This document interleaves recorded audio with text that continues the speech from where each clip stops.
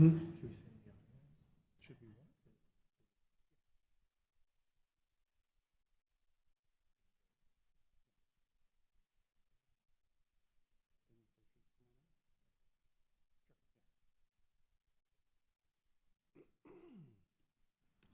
right, it is 1 o'clock, so we are going to get started. Hi, and welcome to New America for today's event, What Sci-Fi Futures Can and Can't Teach Us About AI Policy. I'm Kevin Bankston. I'm the director of New America's Open Technology Institute and the co-lead of a project called AI Policy Futures that we're doing in conjunction with our friends at Arizona State University's Center for Science and the Imagination. My co-lead in this project is standing right beside me. He's Ed Finn, the director of that center, and I'm going to let him tell you a little bit about our project before we get started with today's content. Thanks, Kevin. Thanks for joining us. So, AI Policy Futures is a research effort to explore the relationship between science fiction around AI and the social imaginaries of AI, what those social imaginaries can teach us about real technology policy today. We seem to tell the same few stories about AI, and they're not very helpful. They're stories about killer robots or superintelligence, and we worry about, we're talking about that and missing the boat on things like airplanes that are falling out of the sky and autonomous vehicles and all sorts of things that are in the very near future going to impact our lives in very powerful ways. So this project is going to create a taxonomy of different versions of AI, visions of AI in the global literature of science fiction, and see how we can apply that to commission original stories to be published in Slate that will explore real-world useful fictions about the near future of AI. This is supported by the Hewlett Foundation and Google.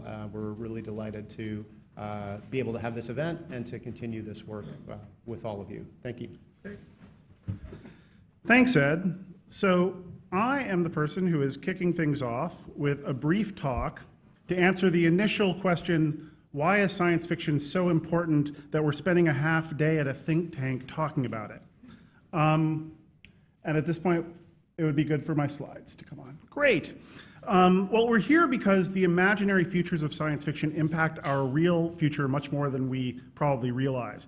There is a powerful feedback loop between sci-fi and real-world technical and tech policy innovation, and if we don't stop and pay attention to it, we can't harness it to help create better futures, including better and more inclusive futures around AI. The paradigmatic example of the sci-fi feedback loop is probably space travel. When Jules Verne wrote From Earth to the Moon in 1865, and H.G. Wells wrote his 1901 novel, The First Men in the Moon, they didn't quite know how we'd get people into space. One author shot his characters off into space with a big space bullet. The other made up a fictional anti-gravity mineral. They didn't know exactly how we'd get to space, but the adventures that they wrote directly inspired a boy named Robert Goddard, who grew into the man who launched the first chemical rocket in 1926. Just 3 years later, Hermann Ober, who loved From Earth to the Moon as a boy so much that he memorized it word for word, test-fired his own rocket with his assistant and fellow science fiction buff, Wernher von Braun, who would go on, after an ignoble stint as a Nazi, it should be noted, to become director of NASA's Marshall Space Flight Center and chief architect of the Saturn V rocket that finally did carry men to the moon 104 years after Verne's book was published. He did that with the help of a younger generation that had been raised on Flash Gordon and Buck Rogers and the novels of people like Robert Heinlein. This is an actual recruiting ad for JPL, Jet Propulsion Laboratories at the time, banking on nerds liking science fiction. And what they did in turn inspired a whole new generation of more realistic science fiction about space travel, like 2001: A Space Odyssey. In fact, director Stanley Kubrick hired two of NASA's top scientists to spend 2 years designing his unprecedentedly realistic vision of the future. That team in turn consulted extensively with over 60 technology companies and researchers and experts, with some even getting involved directly in the design. GE helped envision the space station and the lunar base. Bell Telephone contributed to the design of this video phone booth, which was one of our first popular visions of video chat. And IBM designed several of the spaceship's control panels and this tablet computer that predated the iPad by nearly 50 years. Perhaps more on topic for today, IBM also worked on the HAL 9000 computer, as did real AI expert MIT's Marvin Minsky. In part because it was so well informed by real science and tech, 2001 had a unique impact in terms of influencing our modern conceptions of space travel and personal computing and AI, the feedback loop in action, if you will. This is especially evident when you look at the influence of HAL 9000, whose capabilities basically set the research agenda for AI researchers in the following decades, setting goalposts on goals that have at this point mostly been achieved.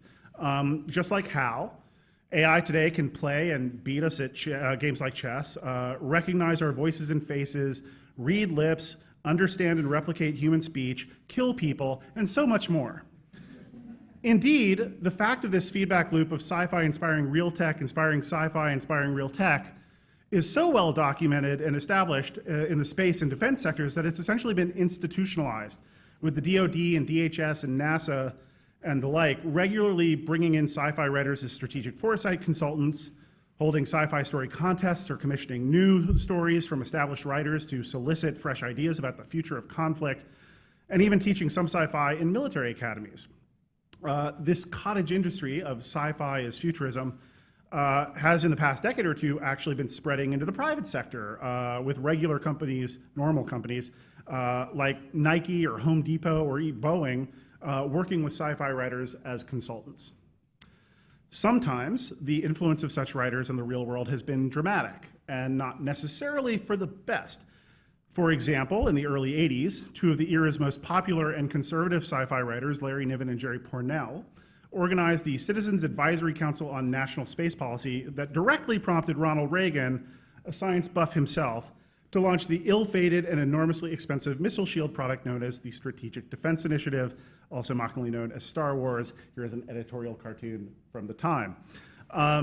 Sci-fi also impacted our emerging cybersecurity policy when war games, the story of a teenager who hacks into a wargaming AI at NORAD and almost starts World War III, and if you don't think that's science fiction, come at me, totally freaked Reagan and Congress out, led to a major revamp of how DoD handled its computer security, and also prompted Congress to pass our first anti-hacking law. They even showed clips from the movie in Judiciary Committee hearings, which was crazy. Of course, when talking about sci-fi's impact on policy, we also can't skip issues of privacy and surveillance, where science fiction, missed war games. One book in particular has literally defined the debate for over half a century, although Minority Report has given it a run for its money in recent years. These privacy dystopias are helpful because they provide us with what science fiction writer David Brin calls self-defeating prophecies. They serve as a warning for what we want to avoid. However, just as often, Silicon Valley has read such dark science fiction visions as a design spec for their next big thing. In particular, the near-future information technology-focused sci-fi genre of cyberpunk in the 80s and 90s, exemplified by the classic hacker noir Neuromancer, whose author William Gibson coined the term cyberspace, has been deeply influential.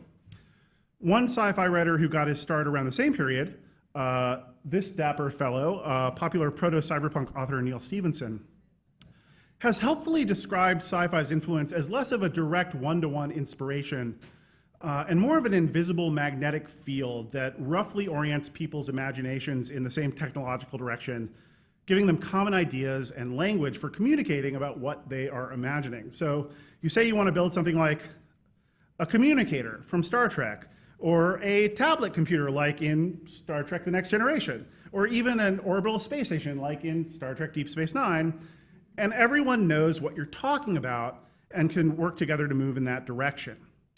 Stevenson's own books serve as a great example, having had a very strong magnetic pull in Silicon Valley. The global VR network, The Metaverse, from his own cyberpunk classic 1992's Snow Crash, was a key inspiration for real VR and AR tech, both then and now. He's actually still the chief futurist at VR startup Magic Leap, and was a big inspiration for a generation of internet tech folks generally, especially including Google founders Larry Page and Sergey Brin. The more recent novel and very bad movie Ready Player One by Ernie Klein has played a similar magnetic role for VR today. Oculus founder Palmer Luckey actually used to hand it out to new employees to align them with his product vision. Similarly, Stephen's Cryptonomicon, a story about cryptocurrencies and data havens, was, according to Peter Thiel, required reading at the startup PayPal. Stevenson even played a role in the founding of Jeff Bezos' space launch startup Blue Origin. The company was born in part out of Bezos' own lifelong love of sci-fi, especially Star Trek, and his conversations with his old Seattle buddy, Neil Stephenson, who he hired as the company's first employee. So these are just a few of the tech billionaires who do what they do because of the techno-libertarian fantasies they read and watched when they were 12. You literally can't throw a rock in Silicon Valley or Seattle without hitting one of these billionaires who is a fan of sci-fi, including this gentleman who is Wozniak, co-founder of Apple. And we still haven't talked about this guy, the billionaire elephant in the room, Elon Musk, who directly attributes his entire life philosophy and mission to the sci-fi he read as a boy. Here's a tweet referring to Douglas Adams of Hitchhiker's Guide fame and Isaac Asimov of The Foundation and iRobot. And it's Musk in particular who puts a fine point on, I think, both the good and the bad of sci-fi's influence on tech. Standing alone, I think it's probably a good thing that sci-fi inspired this guy to dedicate his life and his billions to getting us off of fossil fuels and off of the planet. But as you may have noticed, there's a certain homogeneity to the people I've mentioned so far. This feedback loop has been a somewhat closed loop that reflects the lack of inclusion in both the fields of tech and sci-fi.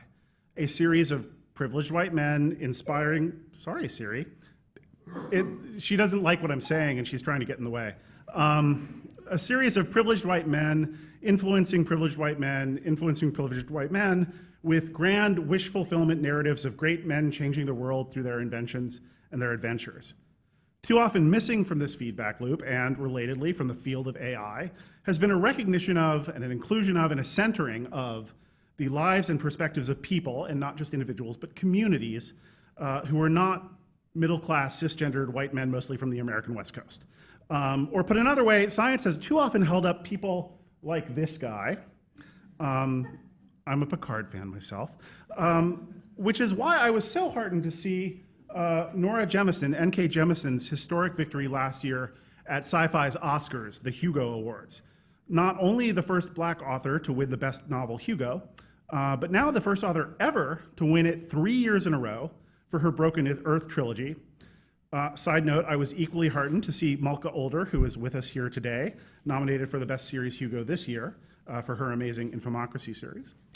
Ms. Jemison has been a tireless voice for inclusion in sci-fi literature and sci-fi fandom, and it's with a few inspirational words from her speech that I'm going to close this talk with, words that could just as easily apply to the field of AI.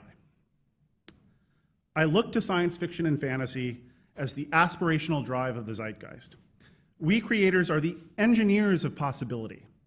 And as this genre finally, however grudgingly, acknowledges that the dreams of the marginalized matter, and that all of us have a future, not just Elon Musk, that's my addition, not hers, so too will go the world soon, I hope. So thank you all for coming. We are going to start our first panel, which I think is going to sound some of the same themes as my talk. And so I'd like to introduce our panelists now to talk about AI policy in reality. So folks, come on up.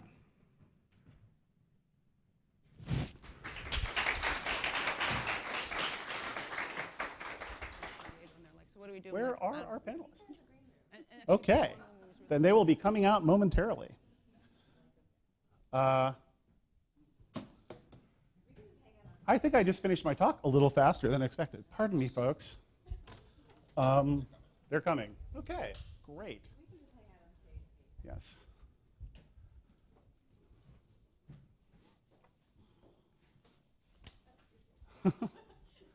Welcome, friends.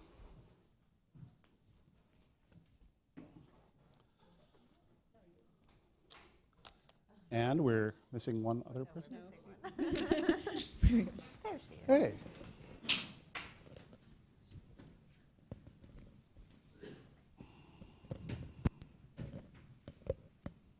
Gang's all here. I am not going to introduce these fine folk. They are going to introduce themselves. And what I'm asking them to do is introduce themselves in the usual way, while also answering the question of what are the key questions around AI that are coming up in your field as you characterize your field? Or put another way, what do you find yourself usually talking about when you are talking about AI? So let's start with you, Raman. My name is Dr. Raman Chowdhury. I lead Responsible AI, which is our ethics and AI arm of Accenture, massive global consulting firm. So I actually talk about a lot of things when I talk about artificial intelligence, but specifically how it impacts communities, things like bias, discrimination, fairness, but also how do we get the right kinds of narratives to build our tools and products as companies start to actually implement and enact artificial intelligence. When I say companies, the interesting thing is I'm not actually talking about the Elon Musks and Jeff Bezoses of the world, I'm talking about like Nestle and Unilever and Coca-Cola. So as the companies that are already in our daily lives adopt artificial intelligence, what does that mean and how do we do it responsibly? My name is Miranda Bogan. I'm a senior policy analyst at Upturn, which is a nonprofit based here in DC that promotes equity and justice in the design, use, and governance of digital technology. And what that means is that we're looking at two main areas, economic opportunity and criminal justice. And so when we think about AI, what we're often thinking about is scoring people, how are people finding jobs, credit, housing, how are people being rated on their risk of going on to commit a crime, things like that. And while it often is talked about in terms of AI, very rarely what we're actually seeing is AI. We're still at very early stages of like statistics. But at the same time, using the frame AI has gotten a whole range of new people interested in these sort of legacy issue areas of civil rights that weren't interested before, because there's both, it's kind of a sexy new thing, but also that there's a new opportunity to make change that maybe we can break out of some of the policy patterns that we've done in the past. I'm Ilana Zaidi. Ooh, that was loud. I'm a Pulse Fellow in AI Law and Policy at UCLA's School of Law. And there I also study automated decision making, looking at it mostly from the realm of education technology throughout lifelong learning. So I'm looking at scoring systems that are supposed to be scoring systems and how they structure human value, human capital, and affect human development. And also in that vein, things like efficiency, productivity, access to opportunity. Hi, and I'm Lindsay Shepard. I'm an associate fellow at the Center for Strategic and International Studies. We are a defense and security think tank here in DC. There I focus primarily on emerging technology, national security, and defense issues. So when I work on artificial intelligence, primarily we're thinking about how do we dispel the myths. How do we set expectations? What does reasonable use and what does use actually look like? And then how do you actually go about the process of bringing these technologies into our defense and intelligence structures? So I would say kind of the big macro question that we focus on is not on the algorithms themselves. So we look at the underdeveloped ecosystem surrounding the algorithms. So looking at how do you bring in the right workforce? How do you train your workforce? How do you get the computing infrastructure and networking infrastructure? And how do you have that top-level policy guidance to actually bring this technology in to support US values and interests? Great. So we're talking a lot about algorithmic decision making, or we could also characterize that as narrow or artificial narrow intelligence as opposed to, say, artificial general intelligence like Skynet or most things you see in science fiction. We're talking about algorithms that are trained on sets of big data. Remember when we used to say big data all the time? We don't say that anymore, we say AI. But often that data can reflect biases in our real society or can be biased data sets, which leads to issues of algorithmic fairness, which is the center of your work, Ilana, in many ways. So I was wondering if you could start by talking generally about what are the top issues around algorithmic bias as they apply to human potential generally. Sure. So there are many ways bias can creep into algorithms. It can come in from the data itself, historical data that reflects patterns of inequity. It can trickle into the models that are then used to judge people.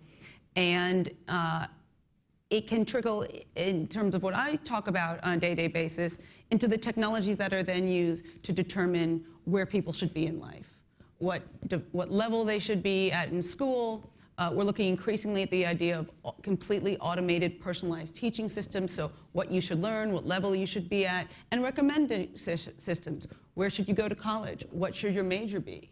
What should your professional development be? and then it moves into the hiring realm. So in this way, you get, because you're using predictive analytics, you're really replicating existing patterns. And the question is, do we want to do that in human development and in places where opportunity, at least, is the rhetoric that we use?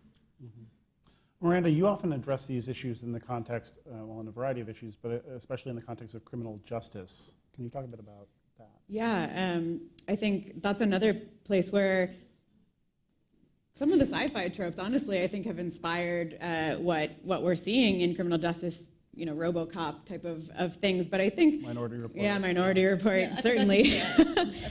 We'll talk more about sci-fi. Yeah, but you don't have to just to introduce plant it at the every seeds. point. But, yeah. But I do think that has motivated things because we see body-worn cameras, we see the vendors who are building those cameras thinking about how to incorporate facial recognition, which I'd say is one of the closest things to AI that I actually see on a day-to-day basis. It's enormous amounts of data that a human mind maybe can't draw connections to, but with enough data you can, theoretically, if it's accurate. The other thing we're seeing is in the criminal justice system, deciding who can be released on bail or not, where police should be deployed. Sometimes this is justified as making the system more fair with the idea that if we're relying on data, we're taking out human biases. In other cases, it's that there's a limitation in resources, and so by using data, we can more efficiently deploy resources.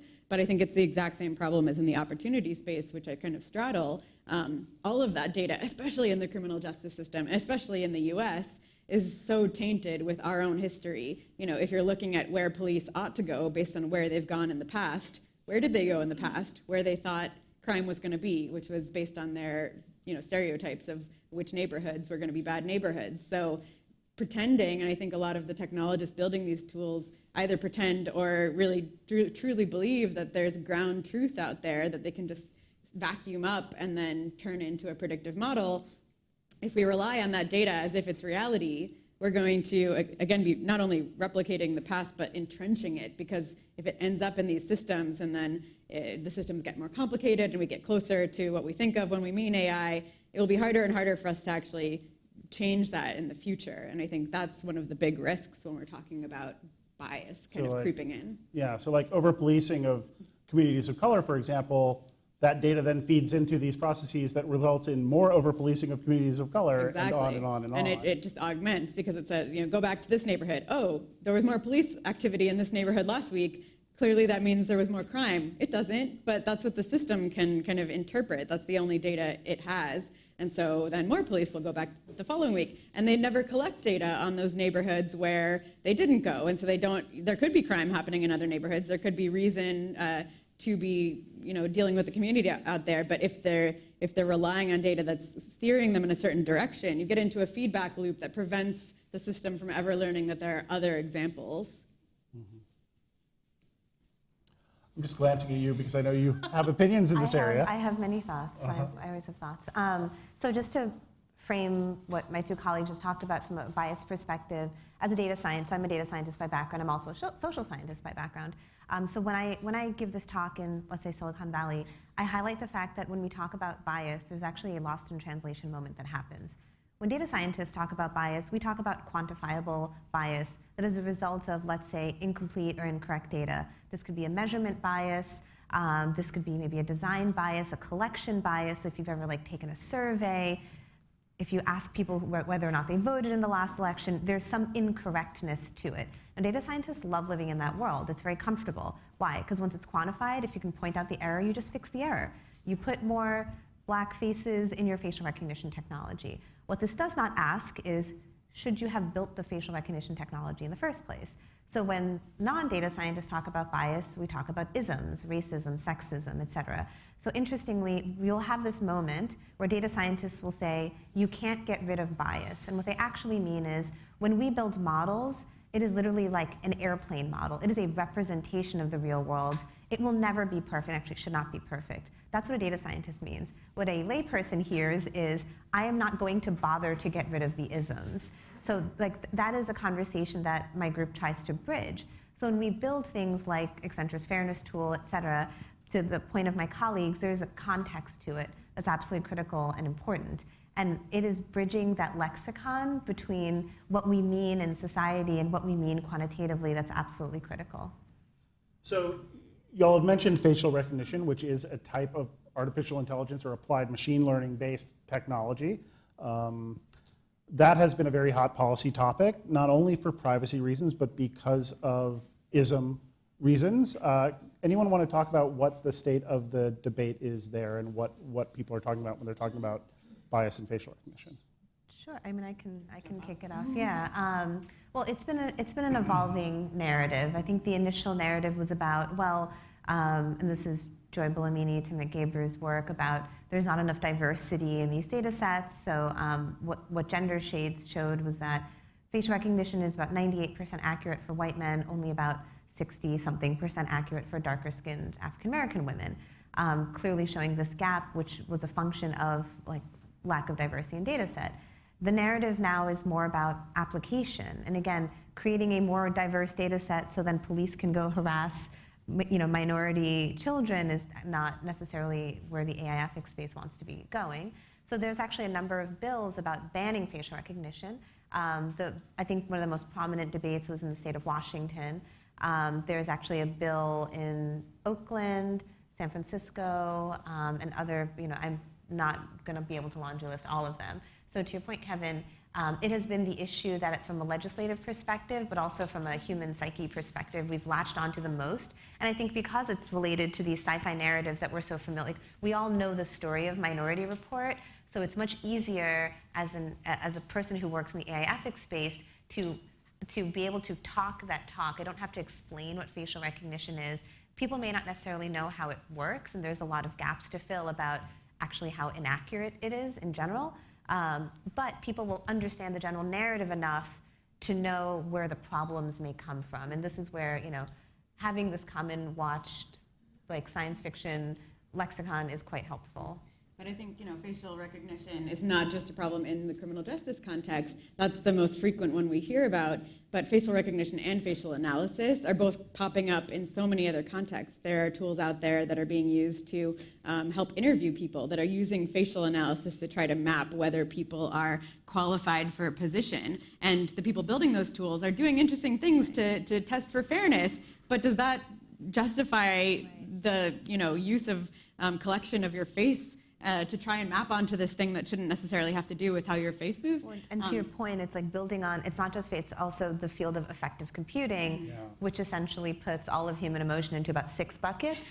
So everything about who we are and what we feel falls into like 6 buckets. Which I think the most recent research was showing that black men were more likely to be angry with a neutral face than white faces. So we're really pretty far behind any really good use. But to your point, like that's being used to make hiring decisions. So while we can latch onto this narrative of like we understand the Minority Report catching criminals, oh that might be bad, there are all these ways it's creeping into our daily lives. And the thing is, from a business perspective, it's always sold as this efficiencies gain. It is a product you sell to help people do their job. And the reason why it often goes under the radar is that it's sold as a tech deployment. So it is not sold and has to go under, have to be reviewed by city council or, these different groups. If you were to try to sell a team of people to monitor and predict policing, that may actually have to undergo city council, et cetera. If I sell you a tech deployment, I am actually under vendor licenses. I actually may not actually have to go through the same channels. And this is where things are sort of being deployed and we find out later and are like, what the heck, how come nobody knew? So we are entering a phase where we don't have a bunch of crazy robots or mega intelligences wandering around, but we do have this mesh of algorithms in the background of our lives doing things, often shaping what we see online, which Miranda was the subject of some research you did. Could you briefly talk about that? And then we'll move on to some other issues. Sure.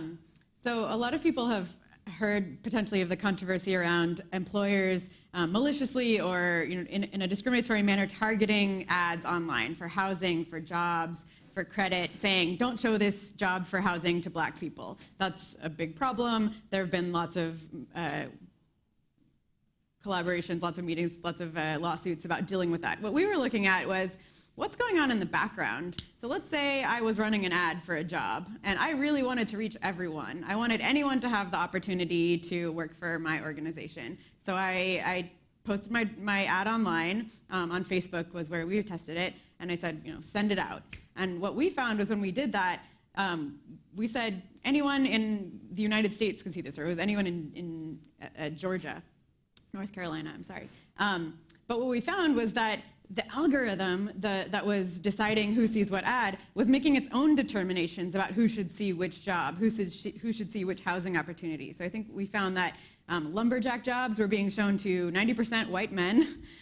Taxi jobs, on the other hand, were being shown to about 70% African-American users. And this was without us telling the system who we wanted to see. We were trying not to discriminate. But the system was learning from past behavior of users what they were most likely to engage in, what they were most likely to click on, what people like them were most likely to engage in or click on. And it was using that to show those people what it thought they wanted to see, what was going to be most interesting to them, or what they were most likely to click on. So we were looking at it in terms of ads, in terms of jobs and housing, but this has come up in the past as well with like filter bubbles. Are we only seeing news that we want to read because algorithms are deciding that that's what we're most interested in, and so we should see more of that? And I think when that is similar to facial recognition, when we're talking about AI, that's a use case where we're talking about hundreds of thousands of pieces of data that are going into deciding what should be shown to you and on Facebook or on Google. And that's like closer to AI,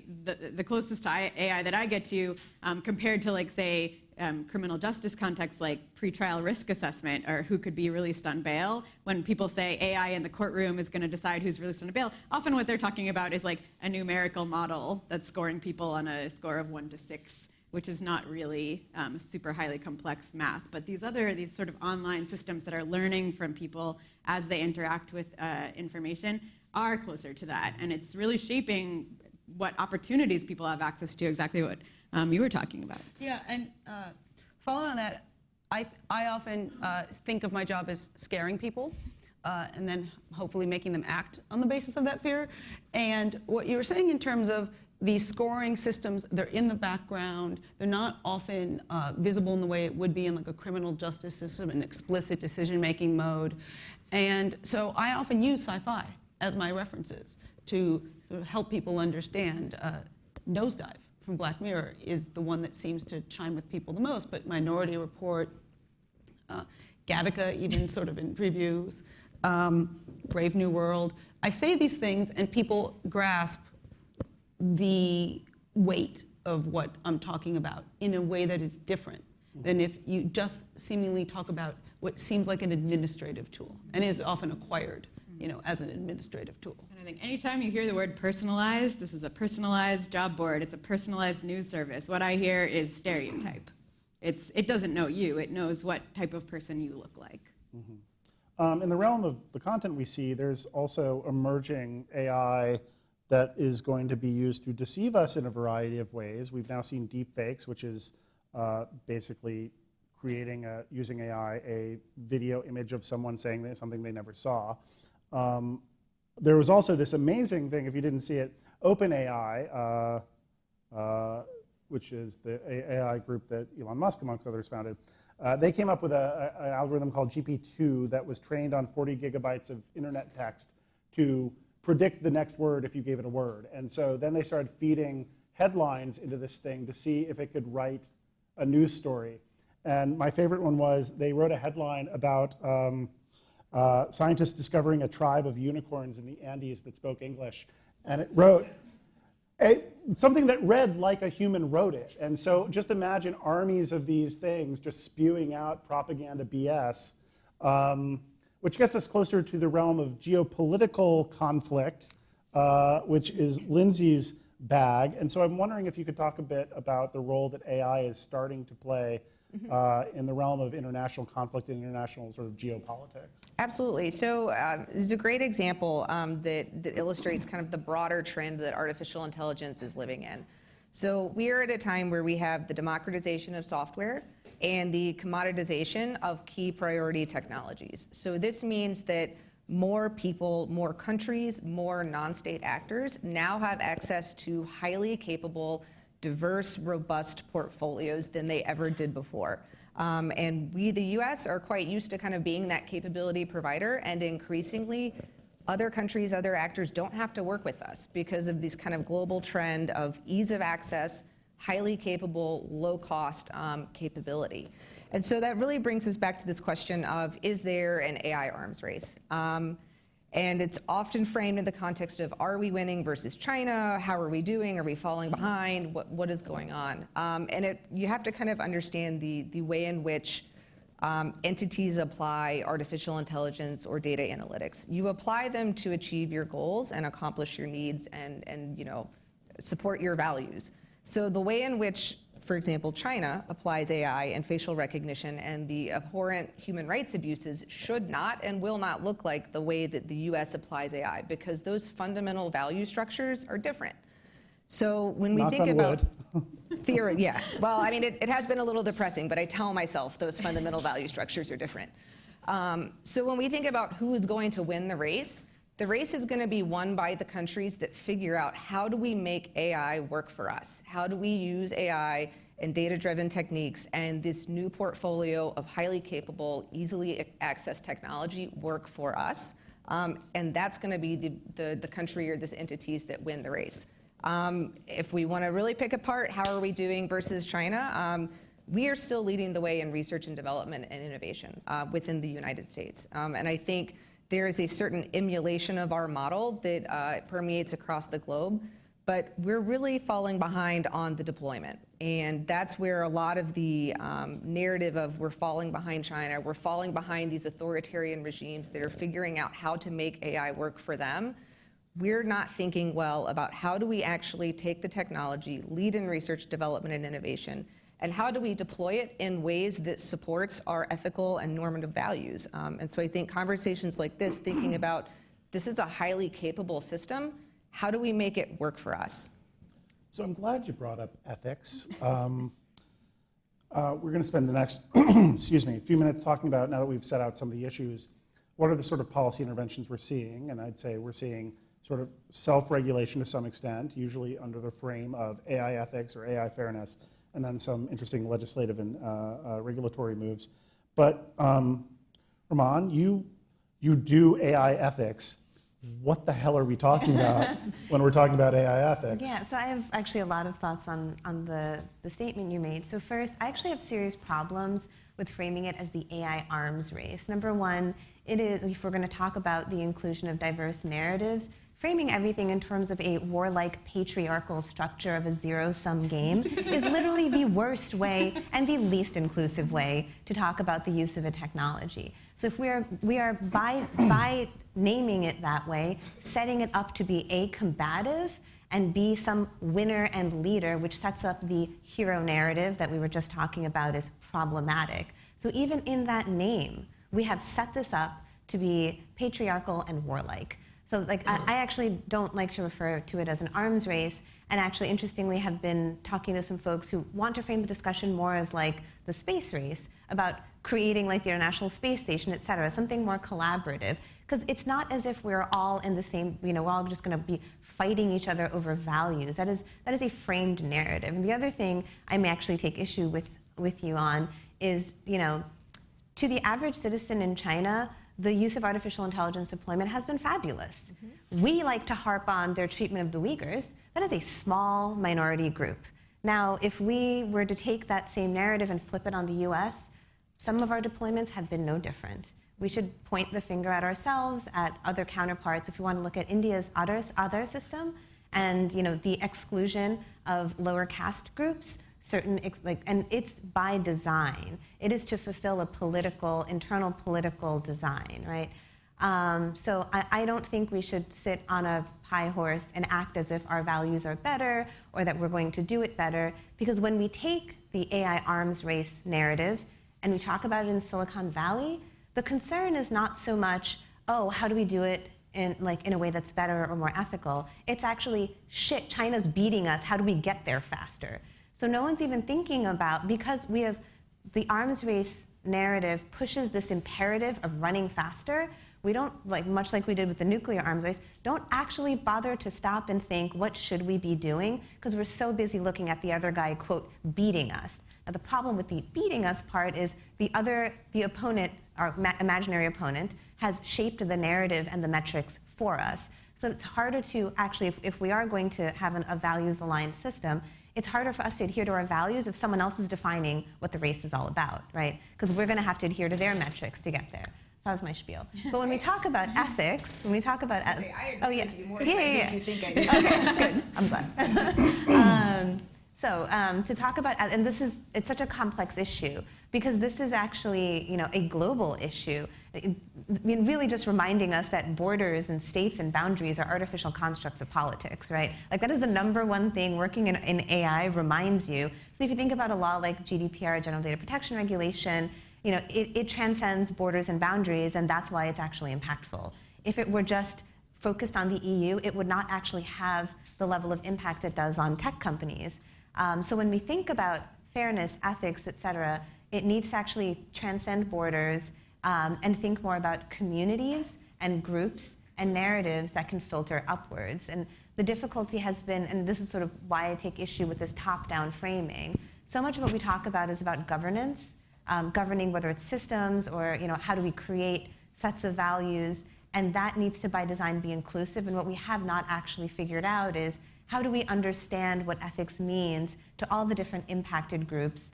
Because who does Gmail impact? I don't everyone. Great. Now let's get quote the diverse perspectives to figure out what the ethical framework is for that. Well, good luck. So it's a tough nut to crack, but it has to do with the fact that all these technologies and these companies transcend border and boundaries, and they impact literally every community out there. So that all sounds very straightforward, and it'll get solved by ethics boards, right? Yeah, absolutely. Miranda, ethics boards. Oh boy. Well, so I think the problem with the framing of ethics and how I hear it around ethics boards, but also just in general about we need to make our AI ethical and how are we going to do that, all of that presumes that at some point we're going to come to an agreement or a consensus on what ethics are. And have we ever done that in our society? No. We've been struggling over that for the history of not only our country, but the entire world and the history of humanity, all of humanity. And that's what societies have been structured around, is struggling over those values and structures of governance and ethics. And so I think what's really important here is to set up structures such that whatever we build in today is malleable, so that if our values change as society, we can ensure that the tools that we've implemented to fulfill those values are also changed. Like if we had had the technical capability to build AI systems 100 years ago, what would our society look like today? It's super frightening. And so I think boards and things like that, they're not so useful in the sense that they're going to come up with a solution, but we do need to come up with mechanisms so that people are thinking about these systems in an ongoing way over time, but not only the privileged sort of high-level people who are in those boardrooms, how are they talking to the people who are not only using the technology, but affected by it, as Ruman said. So I had pulled together, so after what we're sort of all laughing about and referring to, if you're not familiar, is the Google ATAC board issue that happened in April. What had happened was there was a lot of pushback from the academic and activist community that led to the board being disbanded. Interestingly, in the AI ethics space, we have these unique roles of industry ethicists, people like myself and my counterparts in these other companies. That's kind of a new thing. And for those of us in these jobs, what I pulled together was a Medium article where we talked about, essentially what Silicon Valley is now, quote, disrupting is democracy. That's actually what they're trying to do. They're trying to create these democratic systems, but they're doing it in the way only Silicon Valley knows how, which is very problematic. So what that Medium article is about is actually fielding all the industry ethicists who are able to contribute and some thoughts on how we believe we can govern the use of these AI systems in an ethical way. Some have suggested that these various boards are attempts at ethics washing, sort of giving the appearance of some sort of self-regulation, but really as a way of forestalling actual regulation. That said, there are some ideas around actual legislation on the table, particularly coming into the context of the debate over new privacy legislation, was wondering if anyone could or would speak to. Yeah, so How that is shaping I've been in the privacy space, which is how I got into the data space, which is how I got into the AI space for a little while now. And I'm amazed at the legislation we're seeing and the conversation around it. Last week, there was a horde of privacy professionals in town. And for the first time, I heard people talking realistically about the idea of legislation that would take into account intangible privacy harms. So not just an economic harm, which is what you usually need for a law like that to work. And talking about it as imminent in some way, shape, or form. I think that's remarkable, and it shows we've come a long way, and that there seems to be an agreement that privacy is no longer the really classical idea of notice and consent, that people do not read terms of service, and I think increasingly, which is something I've argued, that they don't have a lot of choice or alternatives in terms of many mainstream tools, so expecting people to opt out from that is a poor way to ensure privacy. I mean, I think the reason people are paying more attention to privacy now is we're realizing what can be done with our data. It's not just a theoretical, your data is being collected and maybe it will leak and someone will steal it and then they'll steal your credit card. It's being used to make decisions. It's being used to shape your information environment. And I think that's what's instigating a lot more attention from the Hill at the moment, and why people are focusing on privacy as the remedy. There's also another intervention that was introduced recently called the Algorithmic Accountability Act, which is intending to compel companies or entities that are building predictive systems to check those systems beforehand for their impact, to check them for bias or discrimination or other types of harms. And I think that's interesting because what it's trying to do is get people to slow down. Don't go full speed ahead, try and think before you act. There's still a lot of questions in that proposal, like who gets to, I think they envision the Federal Trade Commission enforcing that and creating rules around it, but who gets to see those impact assessments? Do companies really have to do anything if they find some kind of harm? Who's defining like how much harm would make them, have to change their model? But what I think is interesting there is, again, the incentive to move to artificial intelligence or machine learning is often remove the friction, make everything more efficient and easy. And I think the reason we have laws, and especially the reason we have civil rights laws, which is what I mostly focus on, is because pure efficiency led to an awful lot of bad outcomes. And so there's a reason to slow down. There's a reason to not be efficient. There's a reason to not be hyper-personalized, because if we do that, we're catering to only a certain part of society that can, take advantage of that ease, whereas other people can't. And so I think those types of proposals of forcing us to not be as efficient, while I think businesses don't like them and we still don't know what they'll look like, there's a purpose for that type of intervention. Moving on to the question of this event, what can sci-fi teach us or not about AI policy? I'm curious for y'all's takes on how AI in sci-fi has been helpful or hurtful to the discourse around AI in policy, or helpful or hurtful to your attempts to engage in that discourse personally. I already flagged what my pet peeve is which is AI has conditioned us to worry more about Skynet and less about housing discrimination. And I often think that Kafka is actually our best representation of AI, in the sense of his books are all about faceless bureaucratic systems that don't make sense and control your life. But I'm curious what y'all think. Will you go first? So I think in engaging with policymakers, particularly in the national security space, the equation of consciousness or sentience with intelligence or replicating intelligent function prevents us from having an honest conversation about when and where and how do you best use these systems. To think about it as a conscious being versus an algorithm and data and all of the problems that we're talking about, that really masks the ability to come into your problem area and to have an honest conversation about what are the true pitfalls, what are the true benefits, and how do we actually bring artificial intelligence or machine learning or computer vision into a workflow. So for me, I gave you some of my touch points a little earlier, but for me, the anthropomorphizing of technology is a real issue. So when I talk about education technology, people often think about replacing teachers and the idea of robot teachers, and they picture the Jetsons, for those of you who may be old enough to know that. A robot in the front of the classroom talking. And there are things that can automate instruction right now that don't look like that are simply a platform. And yet they have the same sort of impact that putting a teacher at the front of the room would have in terms of what students learn and how they advance. I also think that the all or nothing aspect of a lot of science fiction it impedes some of the conversation. So for reasons that make sense, most science fiction is set once this technology has been developed and been deployed. They don't see it developing. They don't see it being adopted ad hoc. They don't see it messing up. And every single technology that I have ever used has messed up at some point. And I don't think that our narratives account for that in the way that even accountability is, forget something as sophisticated as bias. Like, what about typos? For me, it's two sides of a coin. One is that I think sci-fi has helped journalists frame old questions in new ways, like back to the criminal justice context. If we're talking about robots in the courtroom or Minority Report, that gives people an immediate frame of reference that something they thought they knew was happening is changing, and it's changing because of technology, and it's worth paying attention to. So I think that has, as I mentioned earlier, kind of broadened the community of people that are interested in these issues.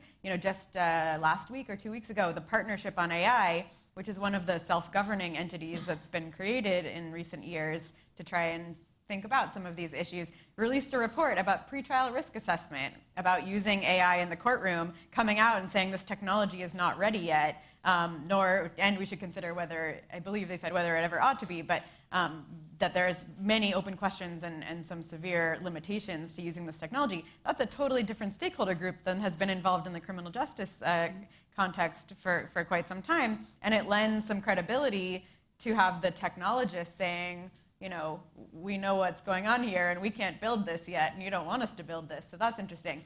On the other hand, when the media frames some of these kind of news stories using a sci-fi trope, people can presume that they understand what's happening when in fact it's a complete overblown perspective of what's happening. So for instance, if we're talking about social credit scoring in China, I think the nosedive episode, so Black Mirror, the episode where we're talking about everyone scoring every interaction that they have, and you have like a score that you walk around with and that determines what you have access to. People have that vision when they think of what China's doing, and that's just not the case. They're much more rudimentary, still working on sort of patchworks of blacklists that have are based in their values system, and so it's not as jarring to the mainstream Chinese society as I think we imagine it would be, because a lot of us have this frame of a pop culture example of what a social credit scoring system looks like. And so it kind of redirects energy where maybe that energy could be used in coming up with different solutions or thinking about how to prevent what's actually going on here in this country that we ought to care about because we're distracted by this frame that we think we're familiar with. And Ramon, and then we'll get a Q&A. Sure. I love everyone's points that they've made. I wholeheartedly agree, especially with the anthropomorphizing one. It's extremely problematic. I guess the one that I would raise is a problem I see in Silicon Valley a lot, a fundamental belief in maybe the tech industry at whole, but definitely in Silicon Valley, which is driven by some of this literature, is that the human condition is flawed and that technology will save us. And this is the obsession behind having microchips in our brains so that we have perfect memories. Guess what? We don't want perfect memories. Because there are people who... It was a Black Mirror episode. Yeah. But there are people who actually are alive who have a condition where they vividly remember everything that ever happened, and they live in constant trauma. Imagine being able to relive your parent dying with the same level of intensity you did when they actually died. We are meant to forget things. So I think there is not, because of this notion that technology will perfect us or fix us in a way in which the humanity is weak and flawed, is problematic, because when we try to create artificial intelligence, we don't create it around human beings, we retrofit human beings to the technology, and especially living in a world of limited technology, like technology that is not quite where it should be in the stories, but as Alana very accurately said, is maybe 30% of the way there. we actually try to force ourselves to fit the limitations of the technology rather than appreciating that maybe we are the paradigm to which technology should fit. Can I add one more thing, Kevin? I think the other thing is, even when we're reading sci-fi that's intended to be dystopian and we're intended to read it or watch it as being dystopian, it's acculturating us to the idea often of this constant surveillance, that in order for the technology to work that's in that story, that data is needed and that's just inevitable. And so even when we see it going wrong, I think we're getting used to that idea, and that's what we're seeing today, that in the pushback to facial recognition. There's just not enough people pushing back to facial recognition because we recognize that. It's something that's inevitably coming. Maybe it will be bad, but it's going to come. And I think that's something to think about as well, even if it's clear that the story is going south because of that surveillance. So we don't have a whole lot of time for Q&A because we're jamming a lot of content in today, but we do have time for a few ground rules. Questions in the form of a question, keep them brief. Answers responsive to the question, keep them brief. Hands raised. Yes, ma'am, please wait for the mic to come to you.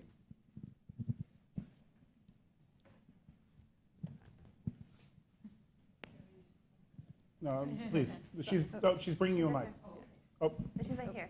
right here. Sorry, I thought you were telling me. Sorry, real quick.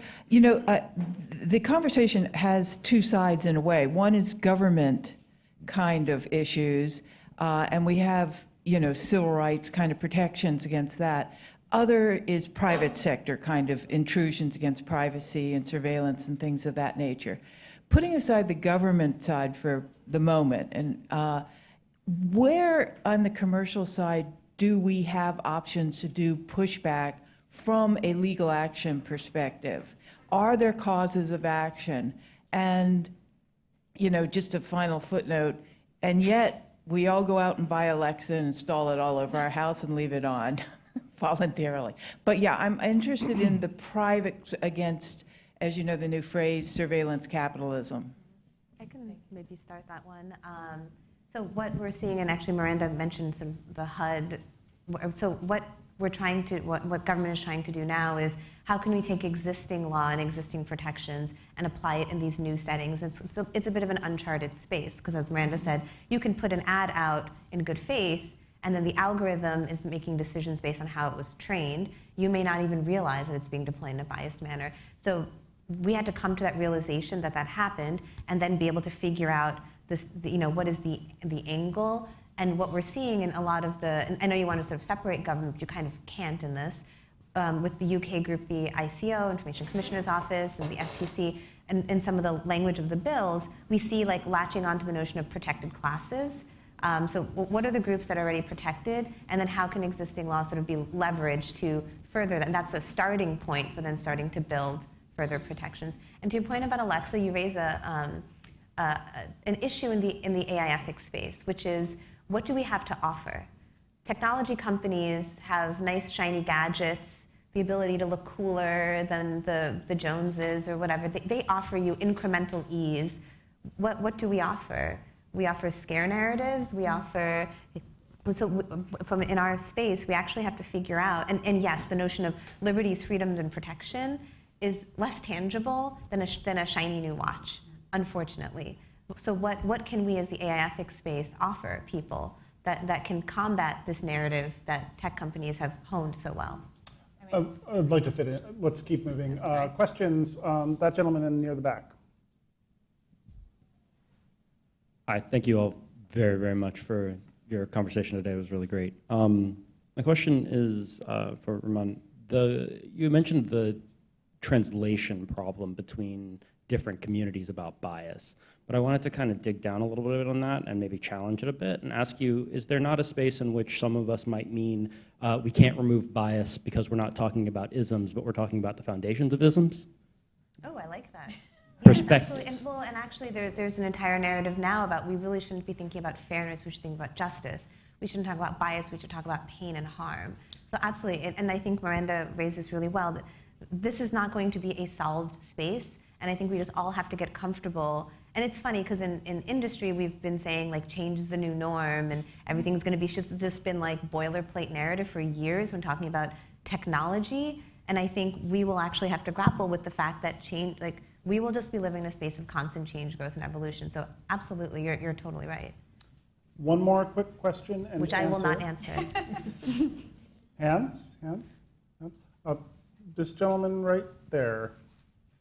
To what extent is what's imaginable in AI ethics a function of the imperative for scalability that venture capital funding AI development demands? I'm thinking of the scalability of returns on investment, scale-free versus concentration of capital. So I've thought a lot about that in terms of the practicality of being able to implement accountability, explainability, transparency, ethical models, algorithmic impact models. When you have a profit imperative, and people inside these companies, some of whom are not evil, actually. Anyway, but there's an imperative, there's a commercial imperative to, especially for the publicly owned companies, they need to produce profit for their shareholders. And when that is the ultimate bar, and when those results are scrutinized incredibly carefully, I think it leaves companies in a very difficult position to be able to slow down and increase friction and be thoughtful about implementation, because they all seem to be racing against each other. But I think there's some really interesting examples, and to your question earlier of how do we push back against, corporations that are doing this, we're doing that. The advocacy community is learning how to advocate to the tech companies, using shareholder action, using sort of public campaigns, using directed research to say, here's your problem and here's how you can fix it. And I think, especially as the companies, the people building this technology are creating these systems that are making really important decisions in people's lives that may fit with the law, that may not, we, I think, can come to expect those actors to also be playing a role of governance, that we have the responsibility to pay attention to in that way, and to tell them what we expect as the public, what we expect them to do, what we expect them not to do, and to get other people to appreciate that fact as well. Well, that's a nice closing note of agency and hope. So please thank the panelists. Thank you.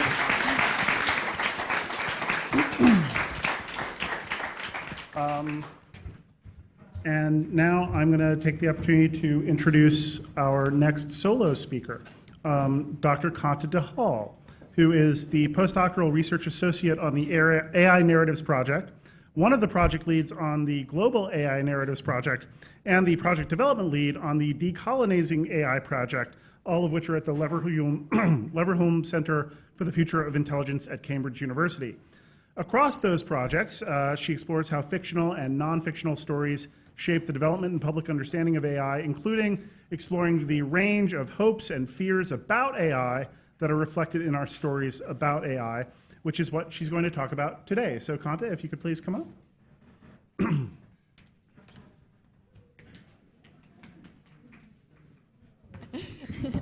Thank you, Kevin. So this is work that I've been doing since around 2017 when, with my co-author Stephen Cave, when we came up with the idea to write a short paper categorizing, trying to make some sense of those many narratives that we have around artificial intelligence and see if we could divide them up into different hopes and different fears. And 2 years later, we've looked at 360 books, films, TV series, and other narratives in English from the 20th and 21st centuries. So that's both a caveat, but also an explanation of the scope of our research. We found that many works to look at just within these parameters. And that work was inspired by the fact that, as you just heard on the panel, that prospect of sharing our lives with intelligent machines somehow provokes people to imaginative extremes. So thinking about them seems to make people either wildly optimistic or melodramatically pessimistic. And the optimists believe that AI will solve many, if not all, of our society's problems. So you may have heard of the London-based AI company DeepMind, who created AlphaGo, the Go playing AI system. And they sometimes use the slogan, solve intelligence, and then use that to solve everything else. But then there's the pessimists who fear that AI in its many forms will inevitably bring about humanity's downfall, and that's a theme that's very frequently picked up by the media.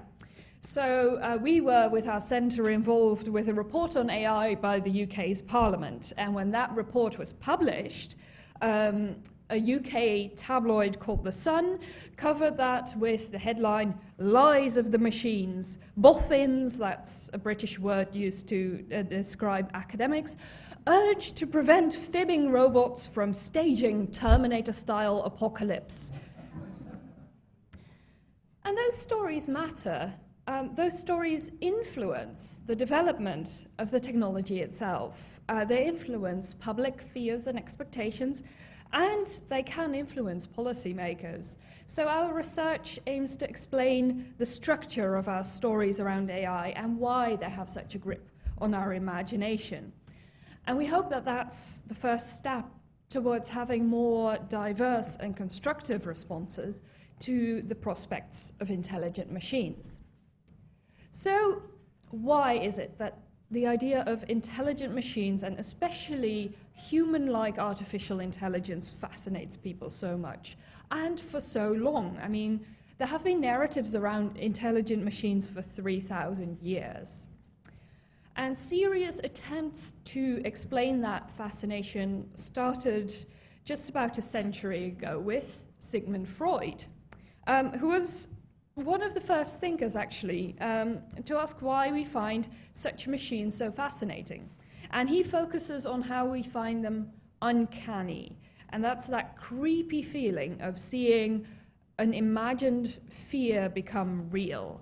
And he suggested that one reason for why we find especially human-like AI and androids so unsettling is because they leave us uncertain about just what we are looking at in terms of reality being not what it seems, in terms of not being sure whether it's dead or alive, but also that we're somehow being deceived. So he discusses a short story from 1816 by E.T.A. Hoffmann called The Sandman, in which the protagonist, Nathaniel, the man in yellow, is bewitched by the beauty of a woman called Olympia, the one in the very extravagant dress. And after much, much wooing, it turns out that Olympia is an automaton, which makes you wonder how closely this guy was looking at her from so up close. And then when Nathaniel discovers that, it drives him to madness. And that kind of unease still feeds into contemporary ideas about what artificial intelligence could look like the 1975 film The Stepford Wives, which was remade as a comedy. For those who don't know it, in that film, the menfolk of a small US town replace their much too human women with what they consider to be perfect android wives. So they look identical to their original wives, but then presumably they bake better muffins. And more recently, historians who have been exploring the fascination with human-like machines have focused on what they call the liminal quality, so the boundary challenging and transgressing quality of those machines. So we tend to divide up the world very neatly into living things, plants and animals, and non-living things, hammers and nails. But AI and robots seem to be somewhere in between those two, because like non-living things, they are built by humans from inanimate components, metal and plastic. But like living things, especially those intelligent androids that we imagine can speak and think, sometimes walk, and so on. And that category-defying element of AI I think is an important part of why we find them fascinating. If you've seen any of the famous YouTube videos of Boston Dynamics and their four-legged robots, you'll understand that they are captivatingly and slightly disturbingly both like and unlike living machines, living creatures. But we also think that there's more to be said about why we find the idea of such machines so provocative. And the starting point on that is that AI is a tool. It's a piece of technology designed to help us achieve our goals, but it's also supposed to be an intelligent tool. So a tool with attributes that we would normally associate with humans. A tool that's autonomous, that can think, that has goals, perhaps even what you'd call a mind. And that makes it very different to ordinary tools. And that's what has such huge implications. Because those attributes are what promise to make AI the ultimate tool. The ultimate technology. It's in a sense not just a tool, but in all the many ways in which AI will be able to be deployed. It's seen as the master tool. So the DeepMind slogan, solve intelligence, then use that to solve everything else. Whereas the thinking power of humans is limited by our cranial capacity, AI does seem potentially limitless and promises to work out solutions to all our problems. So it represents the apotheosis of the technological dream, the dream that we've been having for technology ever since someone clever rubbed some sticks together, that we can use tools to create a better world, a paradise on Earth. So that's the source of our extravagant hopes. But at the same time, there's the idea of creating tools with minds of their own that creates, to our minds, inherent instabilities. Because a tool with goals could have goals that misalign with ours. A smart machine could outsmart us. A machine with autonomy could choose to disobey. And that instability is the source of our extravagant fears. So we argue in our research that those hopes and fears go together. We've analysed works that include both fiction and what we call speculative non-fiction. So non-fiction that explores the future. And on the basis of that, we identified 4 dichotomies that structure our affective responses to intelligent machines. So they each consist of a hope and a corresponding fear.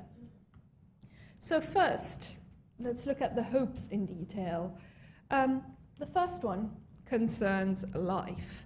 The pursuit of health and longevity is humans' most basic drive. I mean, it is the precondition for almost anything else that you might want to do. So consequently, humans have always used technology to try to extend our lives. So it's no surprise that for AI, the hope is that it will do that in the way of giving us better diagnoses, personalized medicine, and so on. And the most ardent advocates of AI's potential in this field suggest that it would make us somehow entirely immune to aging and disease, and to allow us to become what's sometimes called medically immortal. But that's not real immortality, because it still relies on having this human body, which is in all kinds of ways messy and unreliable, and can be hit by cars. So many advocates go even further, suggesting that we can actually transcend the body altogether and upload our minds into cyberspace. Now, the second hope concerns time. So assuming we manage to stay alive for as long as we wish, then we hope to be able to use all that time as we wish. So that's the dream of AI, freeing us from the burden of work that we don't want to do. So no more mind-numbing days filling in Excel spreadsheets behind your desks, because the AI will do all that. And we'll live in smart homes that do all the laundry folding for us, and we'll be lords and ladies of those AI manners. And AI offers us such a life of luxury and ease, and potentially could do so without having that very complex social and psychological pressures of having human servants, so humans that you use to do the dirty work for you.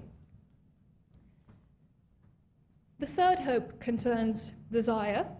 Once we have time, we want to fill it with all the things that bring us pleasure. So just as AI promises to automate work, it promises to automate and uncomplicate the fulfillment of every desire. It could be the perfect friend, always there, always ready to listen, never demanding anything in return. And in imaginings of AI, there's loads of examples, starting with Isaac Asimov's very first robot story, Robbie, about a robot nanny, to the operating system Samantha in the film Her. And of course, many hope that intelligent androids will be the perfect lovers, as we saw in, for instance, Westworld, until that went wrong. Finally, the fourth hope concerns power. So once humans have created that paradise in which we have life and time and all our desires are fulfilled, we'd want to protect that. And I might add that humans have a habit not just of fighting to protect their favored way of life, but also to force it on others. And in an AI context, the culture novels of Ian M. Banks present such a view. And so stories of what we call intelligent autonomous weapons are ancient. They go back at least to ancient Greece, to the bronze giant Talos, who defended the island of Crete from pirates and invaders by throwing boulders at them. And you have stories of bronze knights guarding secret passageways all the way through the Middle Ages. And then in modern times, of course, much of the funding for AI research has come directly from the military. So as the master technology, AI is also potentially the ultimate weapon. So that's 4 utopian visions that those hopes reflect, but they are inherently unstable. The conditions for each hope to be fulfilled bring about that potential for that utopia to collapse into a dystopia. And one factor in particular is key to that balance between hope and fear and where it tips over, and that is control. So the extent to which humans are in control of the AI, rather than AI being in control of the humans, determines whether we consider a future prospect utopian or dystopian. So on the dystopian side, on the subject of life, while people hope to achieve immortality, its flip side is losing our humanity in the process, because what are we willing to sacrifice in order to live forever? Our memories, as the panel just discussed, our emotions, our physical form, our individuality and embodiment. So this is a ship of Theseus question. If you replace all your bits with metal prostheses, is the resulting immortal being still you? And how much humanity will be left when you turn yourself into pure data and upload yourself to one of those server farms in Arizona? And our hopes for having more time can turn into fears of obsolescence when we lose control of the amount of leisure time that we have. So at the same time as we dream of being free from work, there's this terrifying idea of being put out of work, because of course work doesn't only provide an income but also a role in society, status, standing, a feeling of accomplishment, pride and purpose. So a UK paper had the headline last year, "Robots are the ultimate job stealers. Blame them, not immigrants." I'm not sure if that's so helpful. Of course, as technology advances, society adapts, so most opponents to this idea say, well, eventually there will be new jobs created because of AI. But of course, we wonder, it's quite understandable that people would worry if AIs continue to be developed that get better at more and more things, what will be left for us to do? And our hopes with regard to desire contribute to the fear that we, on the one hand, might bring something unnatural or monstrous into our homes. So that's that uncanny valley. The effect that you get nowadays when you see those robots that are supposed to look like humans, but they don't really. But there's also fears regarding AI being better than humans. So if we have all our desires fulfilled by AIs, then that means we become redundant to each other. We might not only become obsolete in the workplace, but even in our own homes and in our own relationships. And finally, we can easily imagine how the hope of acquiring dominance turns into its flip side, the fear of being dominated. So first, there's the fear of losing control of AI as a tool, the sorcerer's apprentice scenario, or the Roomba going wild and hoovering up your hamster. But on another level, there is the fear that AIs will acquire minds of their own, so that they turn from tools into agents. And that robot rebellion theme is really persistent and reveals that there's a paradox at the heart of our relationship with intelligent machines, that we want clever tools that can do everything we can and more, including be the perfect soldier. And then for those tools to fulfill our hopes, we give them attributes like intellect and autonomy. And of course, it's not hard to see the tension in the idea of creating beings that are superhuman in capacity and subhuman in their status. So fears of Skynet show that recognition of the deep paradox in creating powerful, independent minds enslaved to us, which is why so many narratives of robot rebellion so closely parallel narratives of slave rebellion. But that's another piece of research I'm working on. So that's our 8 hopes and fears. And last year, we decided to look at the role that these 8 narratives play in the life of the average British person. So we surveyed over 1,000 people, and the findings of that survey show that the UK population has a markedly negative view of AI. So levels of concern were, on average, significantly higher than levels of excitement across these narratives. And unfortunately, concern was higher than excitement, even for several of the hopeful narratives. And also, we had an open question. How would you explain AI to a friend? And in response, nearly 10% of people spontaneously offered negative sentiments instead of explaining what AI is. So we titled the paper Scary Robots, because that's literally what someone replied. How would you explain AI to a friend? Scary robots. So dystopian visions seem to be so entrenched that large numbers of people are inclined to see the downsides of AI even when presented with wholly utopian visions. So negotiating the deployment of AI and informing people of what it can and cannot do will have to contend with those entrenched fears that underlie even what seem to look like quite positive stories. Thank you.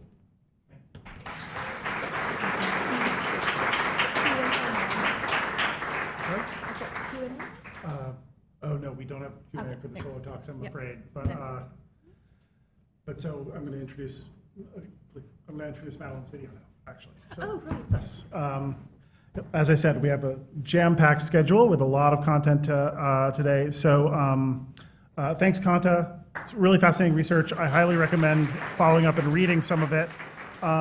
Also, bad host, I forgot to say the hashtag. The hashtag for today is AI Futures, if you would like to tweet about this. Next up, I'd like to introduce Madeline Ashby, who, like Kanta, is on the advisory board of our AI Policy Futures project, but unlike Kanta, couldn't make it today.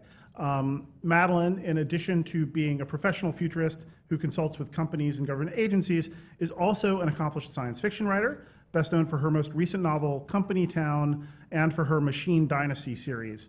Her work on the third and final book of that series is what kept her from being here in person today, so she has instead recorded a 5-ish minute message that'll serve as a lead-in to our next panel. So if we could cue up Madeline's video, that would be great. Hi, my name is Madeline Ashby, and I welcome you to this event, and I apologize that I cannot be there with you.